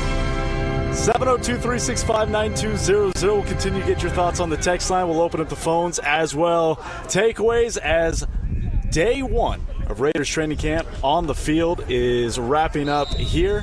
Doing a little 11-11. We'll have more here on the Morning Tailgate, Raider Nation Radio 920. We'll take your comments and questions on X. Follow us at RNR 920 AM. Let's dig in to the Morning Tailgate on Raider Nation Radio 920. For us, it's just I know we all want to talk about the quarterback, but it's who's the right person to play, who's competed the best, who's earned it, who's showed that they deserve to be on the field. And, we've talked pretty openly that this is going to be a meritocracy here, and you're going to have to earn your spot on the roster. You're going to have to earn your spot in the lineup, and you're certainly going to have to earn your spot as a starter. We wanted to stack every room with as much competition as possible, and we always want to do that. And we're very committed to the best man will play and the best person for the team will play. This is a massive team sport, and it's the best team sport. It's why we all love it so much. There's really nothing that anybody can accomplish in this game by themselves. And go line by line, position by position. Whoever's the best person to play, the best man to play, that'll be when we kick it off against the Dolphins. That'll be who you see out there. That is Raiders General Manager John Spytek joining us live here on the Morning Tailgate to kick off our show, day one of Raiders training camp. And with about 10 minutes left to go here in the first practice, we're getting some spirited, intense energy in some 11-on-11 Now, you just heard Spytek talk about it there, and the question that was prompted of his answer was, about the quarterback. But going back to the meritocracy, Vinny and Clay, we're seeing a lot of different guys get a lot of different chances. I was watching 7-on-7, and now the start of 11-on-11, Zeke Masses was getting an opportunity to run with the ones opposite Eric Stukes. Jermod, McCoy, and Darien Porter were running with the twos. Again, we're not going to read too much into it, but all of a sudden, DeCameron Richardson now getting a little run with the ones opposite of Eric Stokes. So that's what you talk about, getting a look at everybody. It's day one of a long, grueling training camp. People may say, well, it's not like it used to be. It's still tough on the bodies. What did Clint Kubiak say yesterday, Clay? These guys are Ferraris. Right. They need to take care of their bodies. One of the reasons they want to get them work on the grass. So, again, just some of the impressions that we're seeing here as 11-11 wraps up what looks to be the first day of practice. Yeah, and Zeke is a really interesting guy to keep an eye on. We've been talking about this for months now. Every time I would check in on, hey, who's opening eyes, his name was always on that list, every single time. And so Kion Sloan is another guy to keep an eye on, the undrafted free agent. If we're looking at, obviously, we know Fernando Mendoza, we know the top guys that they drafted, but some of those ones, those day three and beyond guys, just to keep an eye on. So he's got a real opportunity, and that's it speaks to what Clint Kubiak was talking about, and John Spytek, that everyone is going to get that opportunity, and you're going to get what you earn, and it doesn't matter where you came from and what your entry point was. If you earn it, if you take advantage of that opportunity, you got a good chance to earn something pretty special. So, and in McCoy's case, the one thing that and we're talking about that with Adam Hill just a little while ago. And Marcus, this is a guy who hasn't played competitive football like in an actual game since January of last year, and that was in a playoff game coming off the 2024 season. It's been a long time since he was actually out on the field playing football. He did practice some last year. That's obviously a good sign. It's a fantastic sign that he's out there right now and seemingly full bore ahead. But it is going to take a little bit of time for him to shake off the rust. However, I can't think of anybody that would be more excited to go out there and get back ready to play football than Jermod McCoy. Can you think about it? Think about it from his perspective. Everything that he's gone through, the length of time that it's been. He was playing as good as anybody in the country at the time of that injury. Like, literally, he was on his way, only for everything to get derailed the way it was. Can you just imagine, Vince, how excited he is just to be out there doing what he's doing right now and get a chance to just go out and show what he's truly capable of doing? Well, I can see it in his body language. He's bouncing around on the sideline when he's not in. When he is in, you can see the focus and directness. And again, it's one day we're gonna take every piece of information with a grain of sand in the grand scheme of it all, right? Until we were able to kind of build our notebook from training camp and get our true impressions of preseason games and the joint practice in Houston, et cetera, et cetera. But Jermod McCoy has been a full, I don't want to say full go because I haven't been able to see. As Adam mentioned, they've been on field 2. We are sitting in front of field 1. So the defense for a large portion of practice was on the secondary field. But guys, there's a lot of different rotations happening at every position right now. So to get a true glean of any one particular rotation is kind of impossible, again, especially on day one. Practice is set to wrap up here in about 5 minutes time, and then players will be made available to the media. We will be doing our best to bring those to you live. Kirk Cousins, Tyler Linderbaum, Andrew Janocko, Max Crosby, some of the names set to meet with the media following day one of practice. 702-365-9200. Any questions you may have, calls, texts, send them our way. Impressions of training camp, your thoughts, what you've seen, heard, read. We're talking about it all here on the Morning Tailgate, Raider Nation Radio 920. This is the Morning Tailgate. Deuce! Goodbye!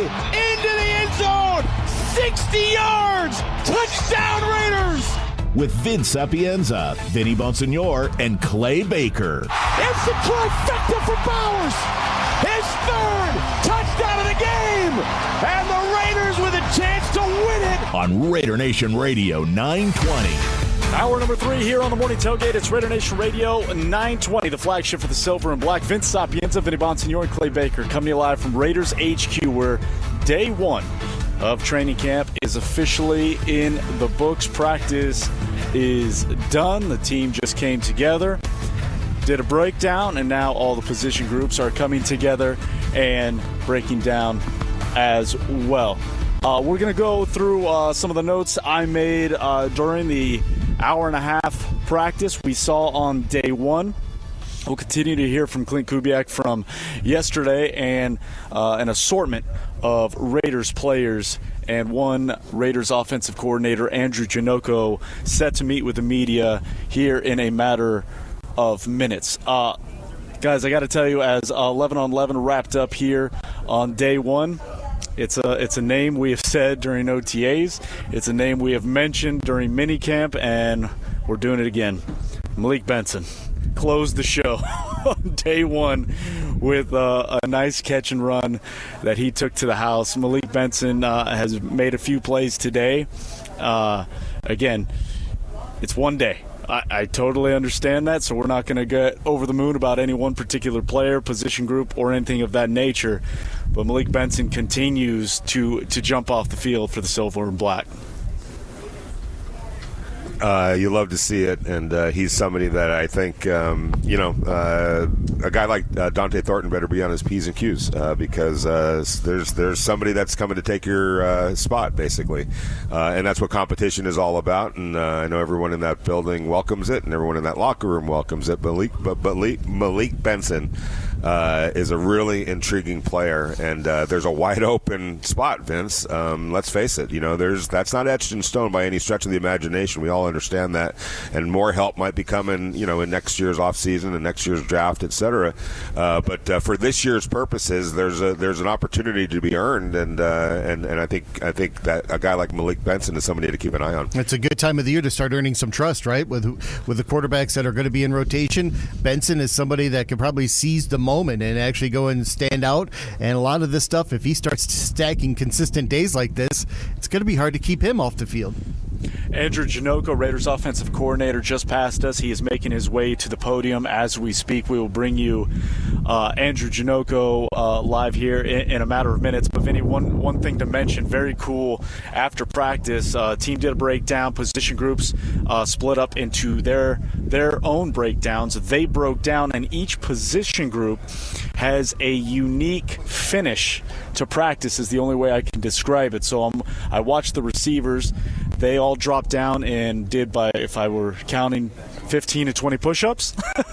The defensive linemen did 5-yard get-offs. It looked like the running back groups are doing shuffle pass block routines. It's almost like they're going back to individual drills to finish things up. It looks as if, and again, this is now me reading into it, the coach is really reinforcing some of the details, right, to the game. Just little things here and there. Practice may be done, but the work continues. Well, to quote Kobe Bryant, the work's not done.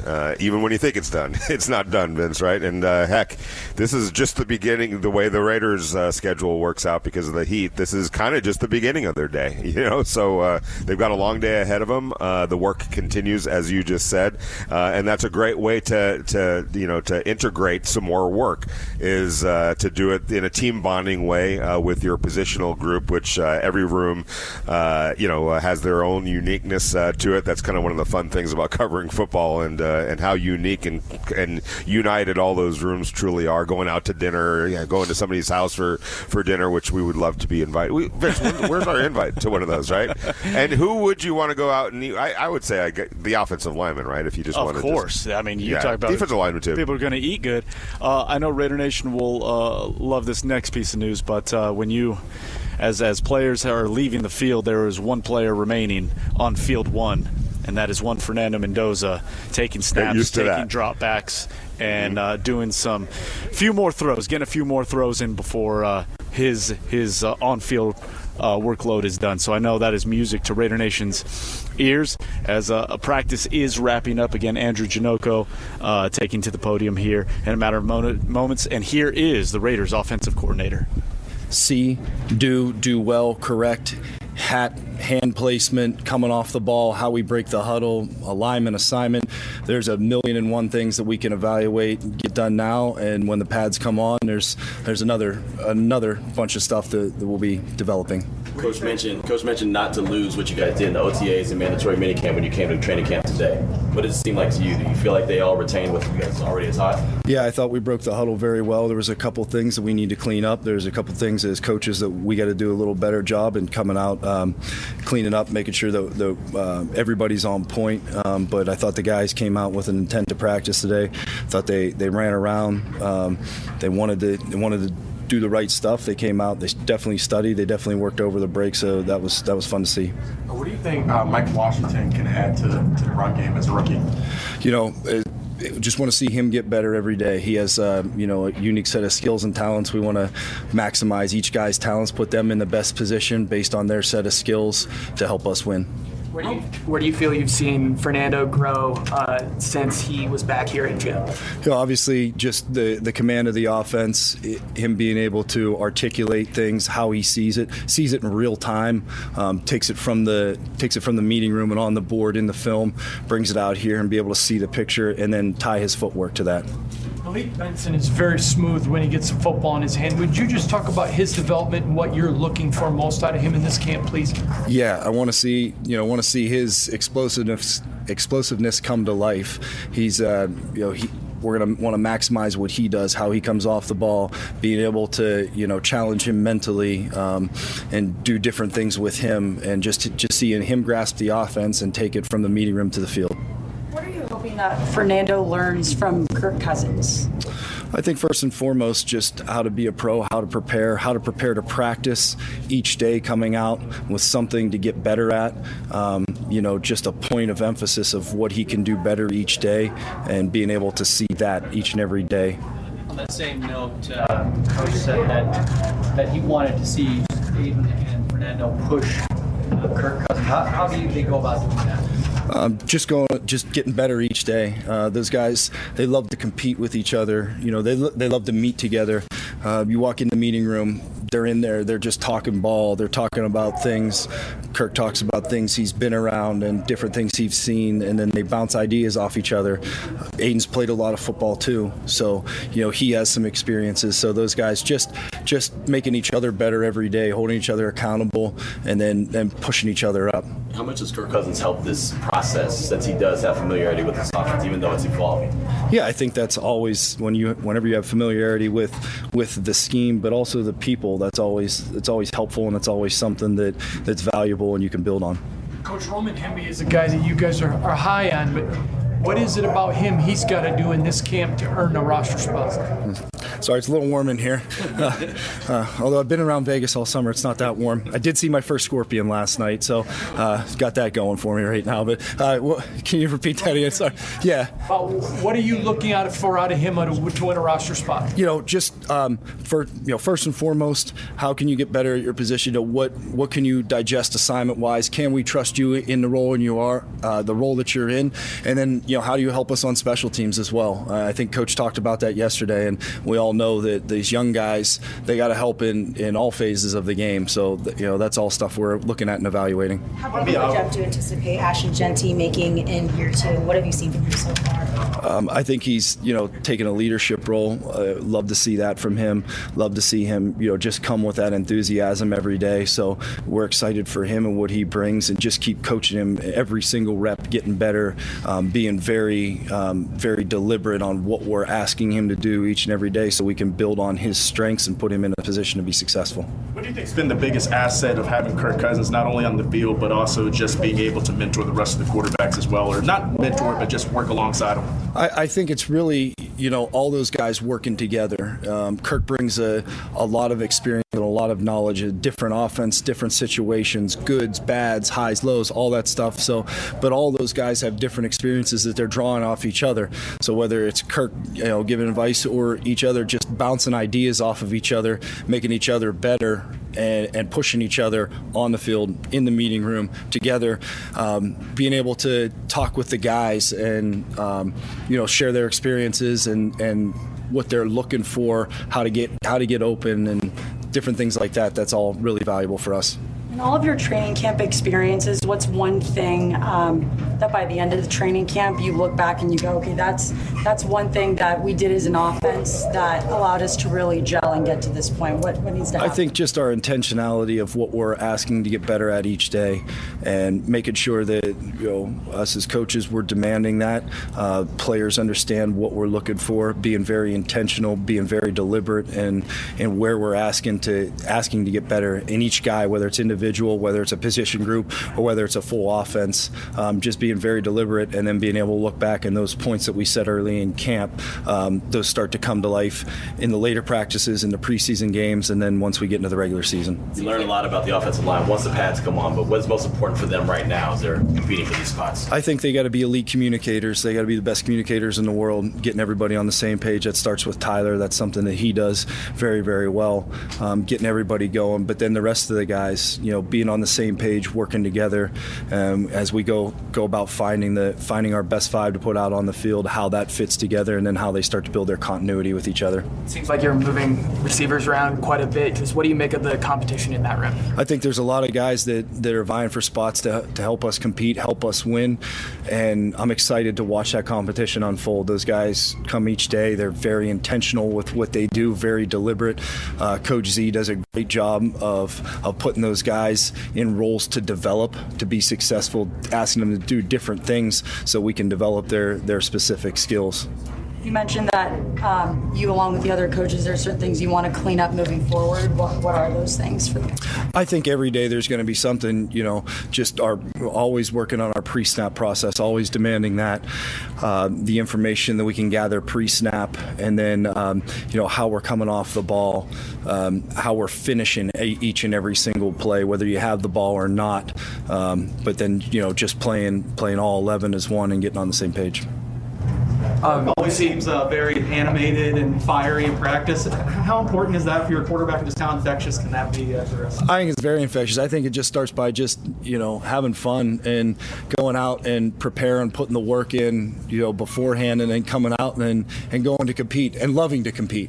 And I think that's something that everybody sees, that when he has that fire, that, whether it's year one or, year 9, year 12, whatever it may be, that as long as you have that fire and that will to compete, you'll put the work in beforehand, you come out on the field, and it should be something that's fun as you come out on the field and you see a ball completed, you see one of your teammates have success, you carry out a great fake, and you pop a run. That type of stuff is all very important. We've seen Trey Zoom play a couple of different places on the offensive line. Just where do you see him fitting into that? I think we ask a lot of our guys. We ask our guys to be versatile. We ask our guys to play multiple spots. I think Coach talked about it yesterday, that we want guys that can play multiple spots and fit in. So, as far as that's concerned, we want to ask him to do different things, and then, as the dust settles, and, settle them into certain roles. But right now, just asking these guys to do a bunch of different things and develop their skills. You guys all good? All right, perfect. Thanks, Coach. Thanks, guys. That is Raiders OC Andrew Janocko following day one of practice. Couple interesting tidbits there. Asked about Malik Benson, who, as I talked about, kind of closed the show for day one of practice, and that explosiveness that he's hoping to get out on a consistent basis, again, on full display late in practice.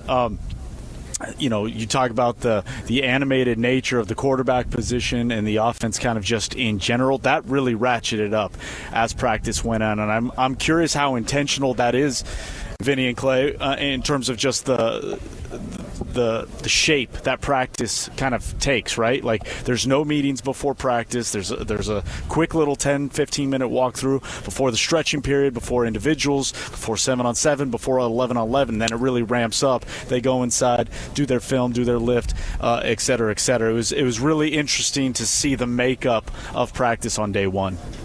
Yeah, and that's who Kirk is in terms of the animation and talking. There's a side to him that we sometimes see, off the field, but there's an on the field side to him as well that is kind of in contrast to sometimes what we see off the field. But it's a theme is already being established here, and how they talk about Fernando Mendoza is really how they talk about every rookie out there. We hope he gets better every single day. It's just we want to just see him improve every day. Mike Washington, insert rookie name. That's going to be what they say about them, and I don't know if it's just simply by design in how they talk about young players, or they're just so embedded in how they think about Fernando Mendoza and what all their answers are going to be for Fernando Mendoza. They say, just tape that onto every other rookie because we'll say the same exact thing about them. But that's to be expected, especially on a 10-player class, which so much is expected of. They don't want to put too much pressure on these guys, and so they're going to do the cookie cutter answer.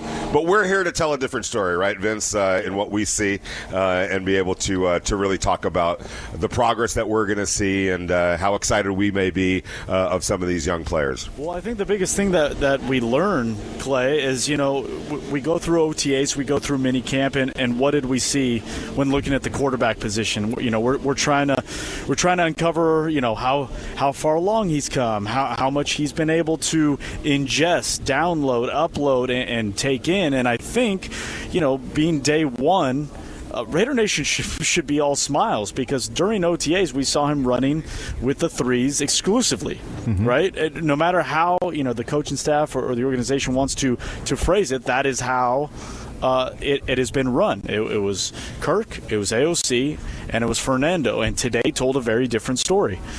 Kirk was QB1, and then it was Fernando and AOC splitting reps with the second team. And Fernando getting the first bite of the apple, if you will, with the second team. You could call it, baby steps, call it what you want. It is progress for Fernando Mendoza at minimum. And so, when you hear Clint Kubiak yesterday talk about how much they threw at him in particular in the last couple months, all I've heard inside the building is just like his mind's a computer. He is processing at a very high rate right now. Now, translated onto the field is a different matter, and they may be taking baby steps, small steps, but to me, if you're asking me, he took a giant step from where he was in OTAs and minicamp to day one of training camp. Yeah, this will be those moments where all right, who is getting it and who's learning this install and ahead of the curve. So we're not going to wait for anybody, and it's great to know that Mendoza is getting that, and not only being a part of a lively quarterback room, he's also open enough to hear from Kirk Cousins as he begins to kind of help this process of the install of the offense. And for Mendoza, he's going to have spots where he's going to be able to shine, and I think just having him in that rotation with Aiden O'Connell is probably the best way to start off, especially for day one here.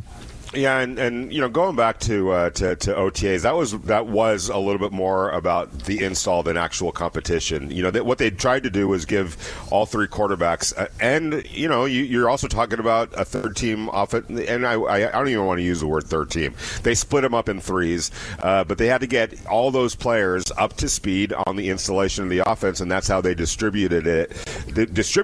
And I don't think there was any real distinction or outside of Kirk. Or competition going on at that particular time. It literally was what you said, Vince, downloading the offense, downloading the defense. Everybody had their spot, but they tried to disperse it as equally as possible so that everyone had a crack at bat to be able to retain and learn and all that good stuff. Now the competition truly does start for a lot of these positions, and that includes quarterback. And I'm not surprised that he's starting there at number 2, and I'm not surprised at all by whatever we're going to hear in terms of, his antenna was up the entire time, and he carried all of that we installed and downloaded to him in the spring. He's carried that and then some here, because that's just how he's wired. If you do any amount of looking into him and talk to anybody that has worked with him before, that stands out. And that's why I wanted to get back to this, and thanks for bringing that up, Vince. What Clint Kubiak said about him yesterday, about Fernando Mendoza yesterday, about the learning and the how diligent he is with that. That's not for nothing. It isn't. That's not coach speak. It's not cliche. It's not something that you blanket with all players. It stands out with Fernando Mendoza, and for Clint Kubiak to point that out means it's standing out to him. And that's something to really listen to if you're a fan of the Raiders. That the coach is really seeing that in him. He's not going to say that if he's not seeing that. Trust me when I say that. And it is something.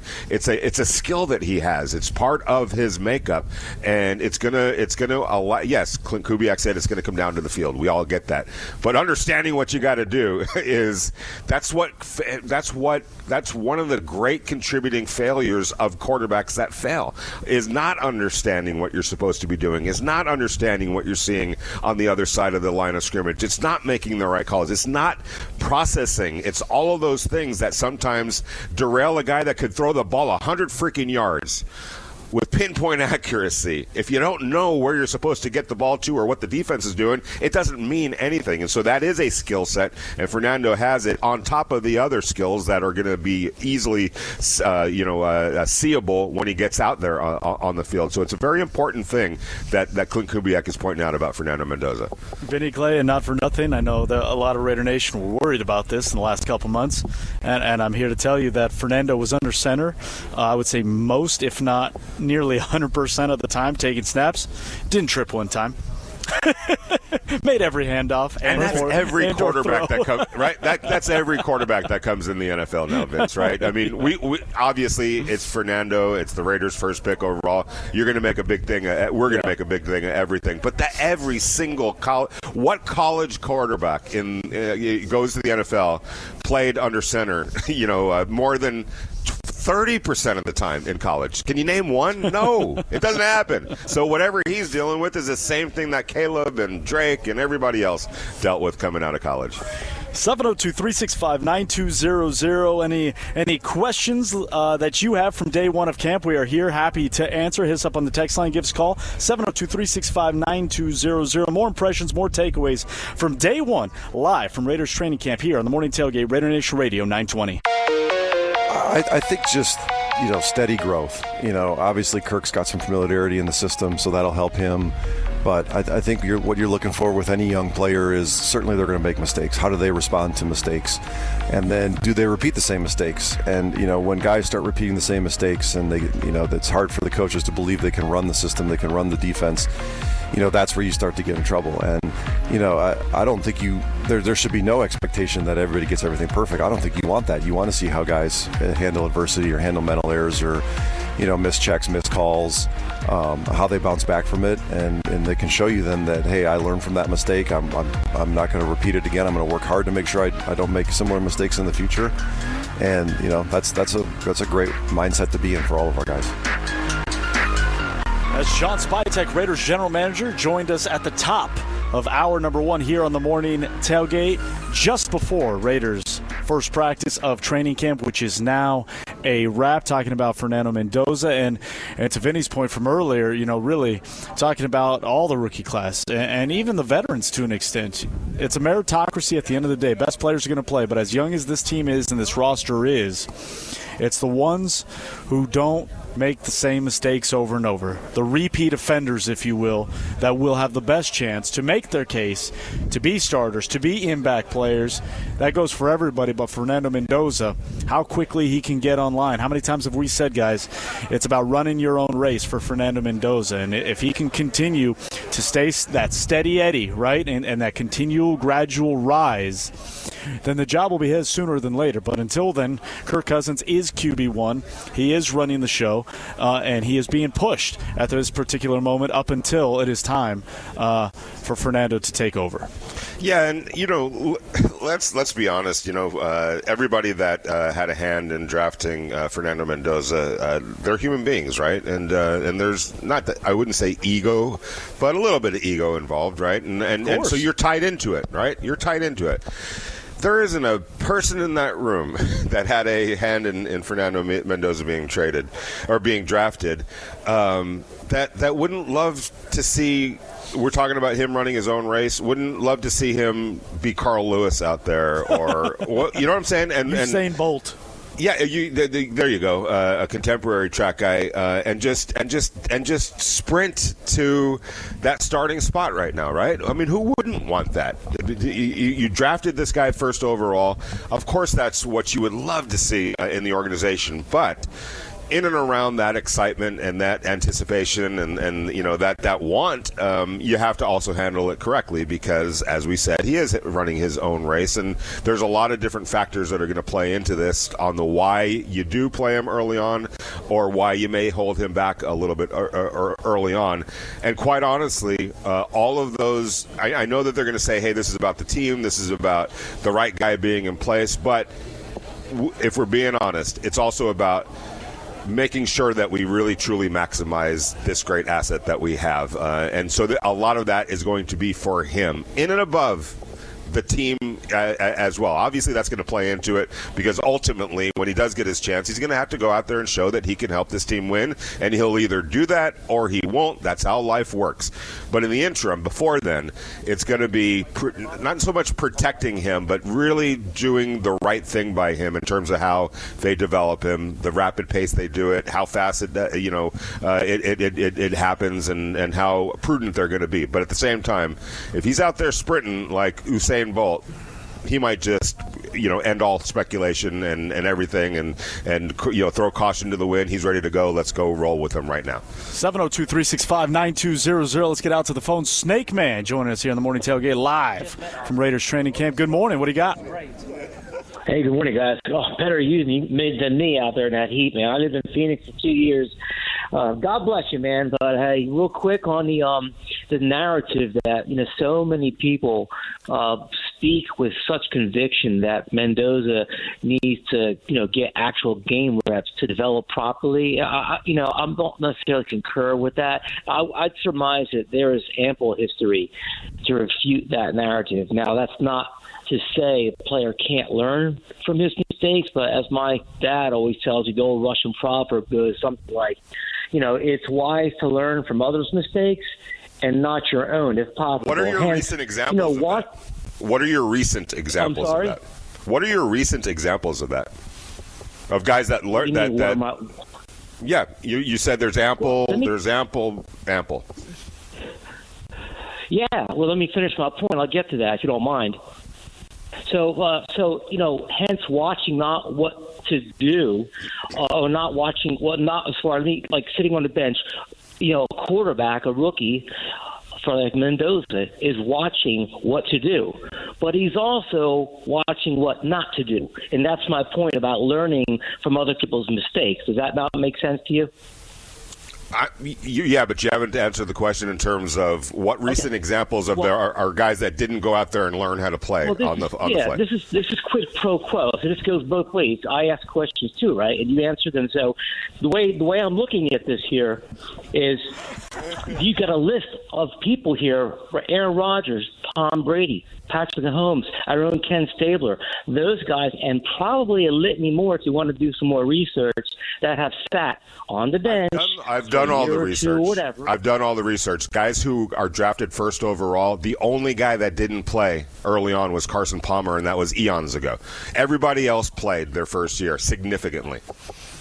Okay, you said played. That doesn't mean they played well. Did you see Caleb Williams' first year? But you're saying they weren't Yes. Did you see him in year two? You don't think that what happened in year one helped him in year two?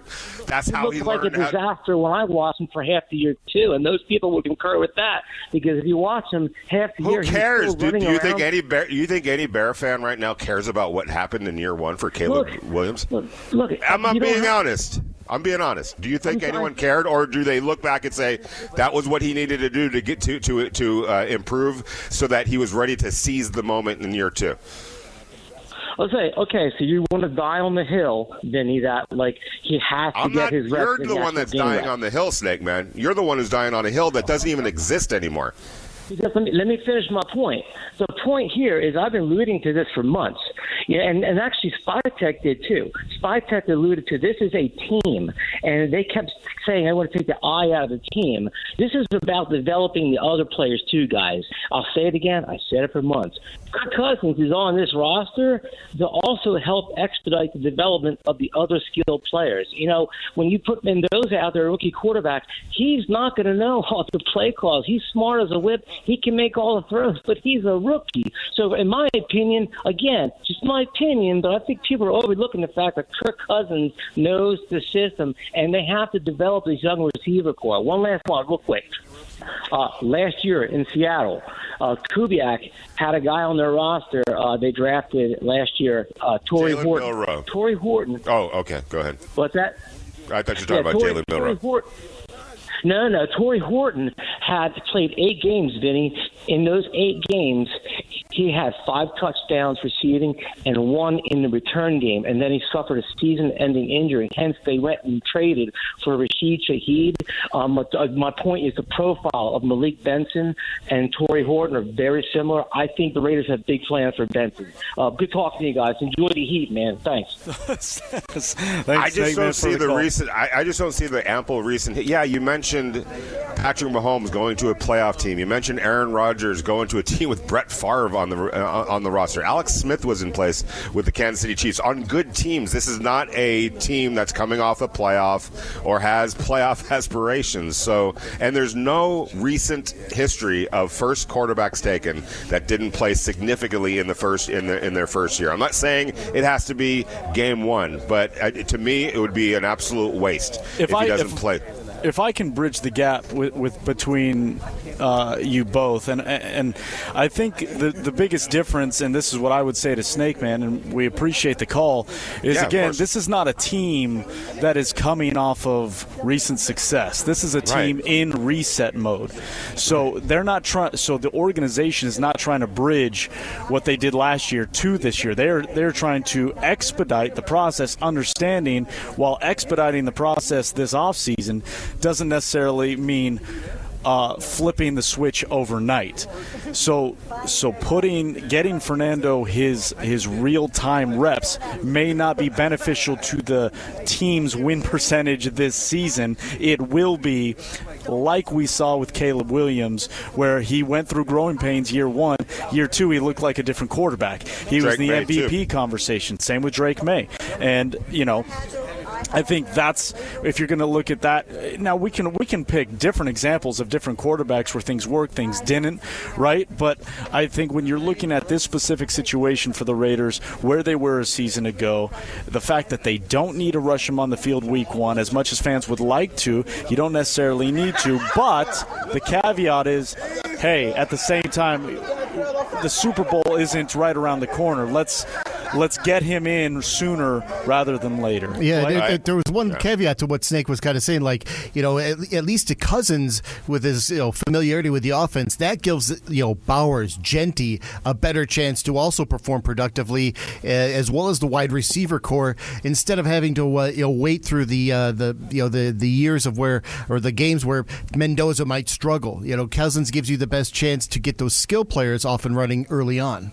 And early on, I'll give you that. But the importance of Fernando getting out there is because the future is Fernando and Ashton and Brock, and they need to start playing together as well. This is just as much for that as it is just for Fernando. He needs to develop chemistry with Tyler Lindenbaum, and he needs to, and the wide receivers, and Brock Bowers and Ashton Genty, and he just needs practical experience. And look, if it comes at the expense of a win or two, which I'm not saying that it will, but maybe that is a trade-off that you have to consider.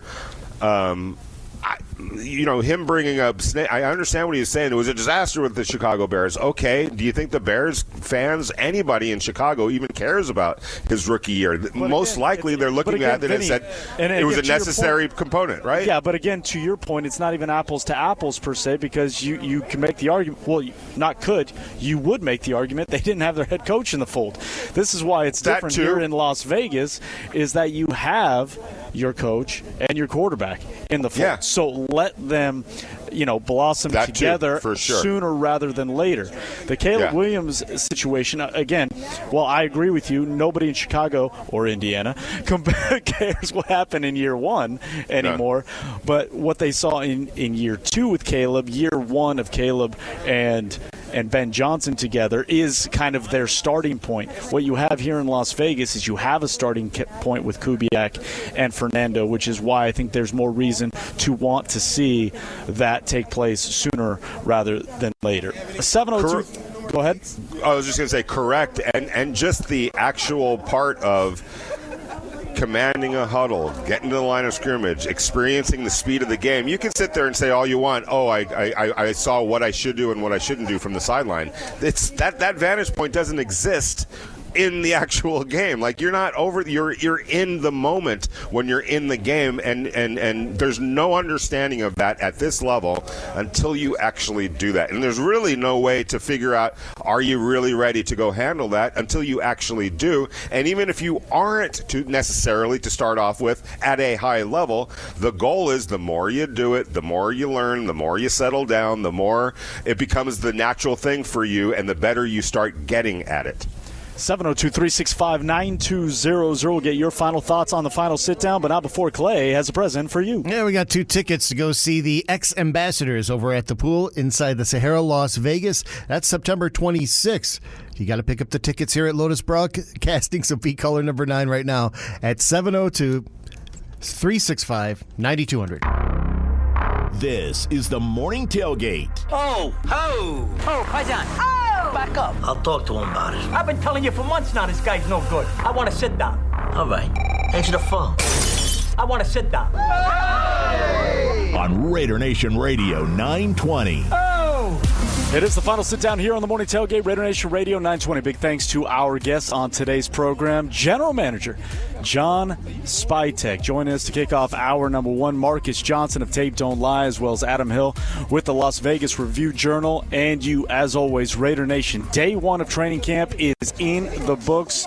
We are anxiously awaiting for the players to finish their workout, their lift, and make their way over to the media tent to get their thoughts, reactions from day 1 of training camp. Kirk Cousins, Ashton Genty, Tyler Linderbaum, Max Crosby, some of the names that we are expected to hear from throughout the morning. So when we get those, we'll be bringing those to you as always. So make sure you stay with the flagship for the Silver and Black. JT the Brick from 12 to 2. Unnecessary Roughness with Hugh Myers from 2 to 5. Bringing you all the sounds from following day 1 of training camp. Up on the text line, Donnie wanted to know, how does it look in contrast to last season's? You guys got to sit in the same place last year, I presume. Just curious, especially the offensive line. Thanks, guys, for all you do. Raider Nation for life. Look, I'll say it again. Take it with a grain of sand. It is day 1. It is practice number 1 of a lot of evaluations that will be going on. But I told you all at the beginning of this, I was going to be focused on what the offensive line looked like. And I have to say, in all my years of covering, I've never seen the offensive line coached in Indy the way I saw them coached today. The individual drills were unique to anything I've seen before here in Las Vegas. Rick Dennison was as advertised in terms of not just coaching but teaching in real time the offensive linemen, both young and old, in the drill, before the drill, after the drill. His focus, his attention to detail on every single rep of every single player was also something I wrote down in my notes during practice, because it was evident. And it wasn't just because it was directly in front of me. The binoculars were moving, boys. But Rick Dennison, the offensive line, what they were doing really stood out to me. I think he also was asking about the vantage point this year compared to last year. Well, we are in front of Field 1 this year. Last season we were in front of Field 3.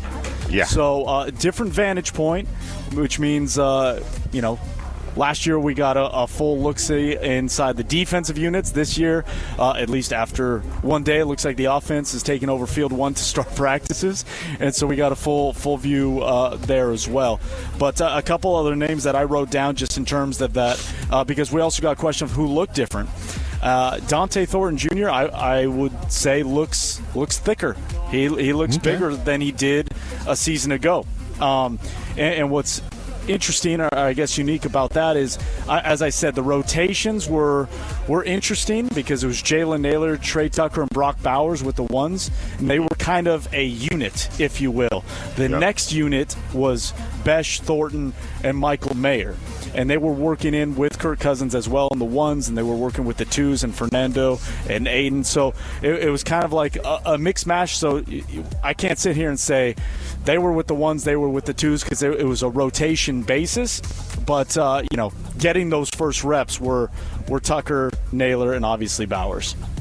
Yeah, so that would look at the that's not even 11 personnel. So I wonder what they were going to be doing with their. Yeah, Connor Hayward was at fullback to start with the one. So Clay, I know that'll warm the bones. It warms the cockles of my heart. 21. That's 21 personnel. Yeah. 2 running backs, 1 tight end, 2 wide receivers. I think you are going to definitely see quite a bit of that. So maybe even some 20 personnel. You never know. We'll see how that how 22 personnel, 20 personnel. There's a lot of different ways to look at that. Going back to what Adam said earlier. I will fight tooth and nail. When we say that it looks different, it does look different. Not just this year, but last year was different than the year before that. Unfortunately, here in covering the Raiders, we've grown accustomed to different regime changes every single year, and so. Inevitably, it's going to look different, but that doesn't mean it's going to be any better, and that's going to be the key here. Obviously, this looks way different than it did last year. Pete Carroll is kind of unique and unto himself. He does things that are different compared to everybody, but there was going to be some differences. We are acknowledging those differences, but what we're not saying is that it automatically means it's going to equal better. I do think it will, but that's not a guarantee, and that's not a prediction or a set in stone type of a thing. Everybody has to go out there and prove it on the field. And those were the offensive final takeaways, and just like defensively, like I said, Jermod McCoy looked good. I don't know what kind of pitch count, like numbers wise, they were putting on, but when he was out there, he looked fluid. He looked fast, and again, the body language. He was an energetic guy. He looked like a guy happy to be playing football again. Zeke Maxis was kind of one of those other guys that jumped out to me, getting some early run with the big dogs. And Vince, how we always say, look, it was just day one. You can't read too much into it. But the thing with a guy like Jermod McCoy is you could just look. There's dudes that you could just look at and say, that's a dude right there. Right. And he's one of those types of dudes, right? That, like, first impression, obviously, there's a long way to go for everybody. But when you can look at dudes at this level and see a little bit of a difference between them and other players at their position group, and you can say, all right, if it comes together talent-wise, which he has all the talent in the world, that guy looks like a dude right there. Yeah. So, a great first day. Again, super fun, super excited to be back. Really happy, honored, to be able to have a front row view for training camp as we did a year ago, to bring it to the nation in real time and give you our thoughts, our sight sounds of what it looks like. We're going to be here all training camp long, so make sure you stay with the Morning Tailgate on Raider Nation Radio 920, 7 to 10 every single weekday. And again, stay with JT the Brick from 12 to 2. Unnecessary Roughness with Q Myers from 2 to 5 for all the post-practice sounds as we anxiously await the players. For Vinny Bonsignore, for Clay Baker, I'm Vince Sapienza. Have a great day, everybody. We'll be back at camp tomorrow.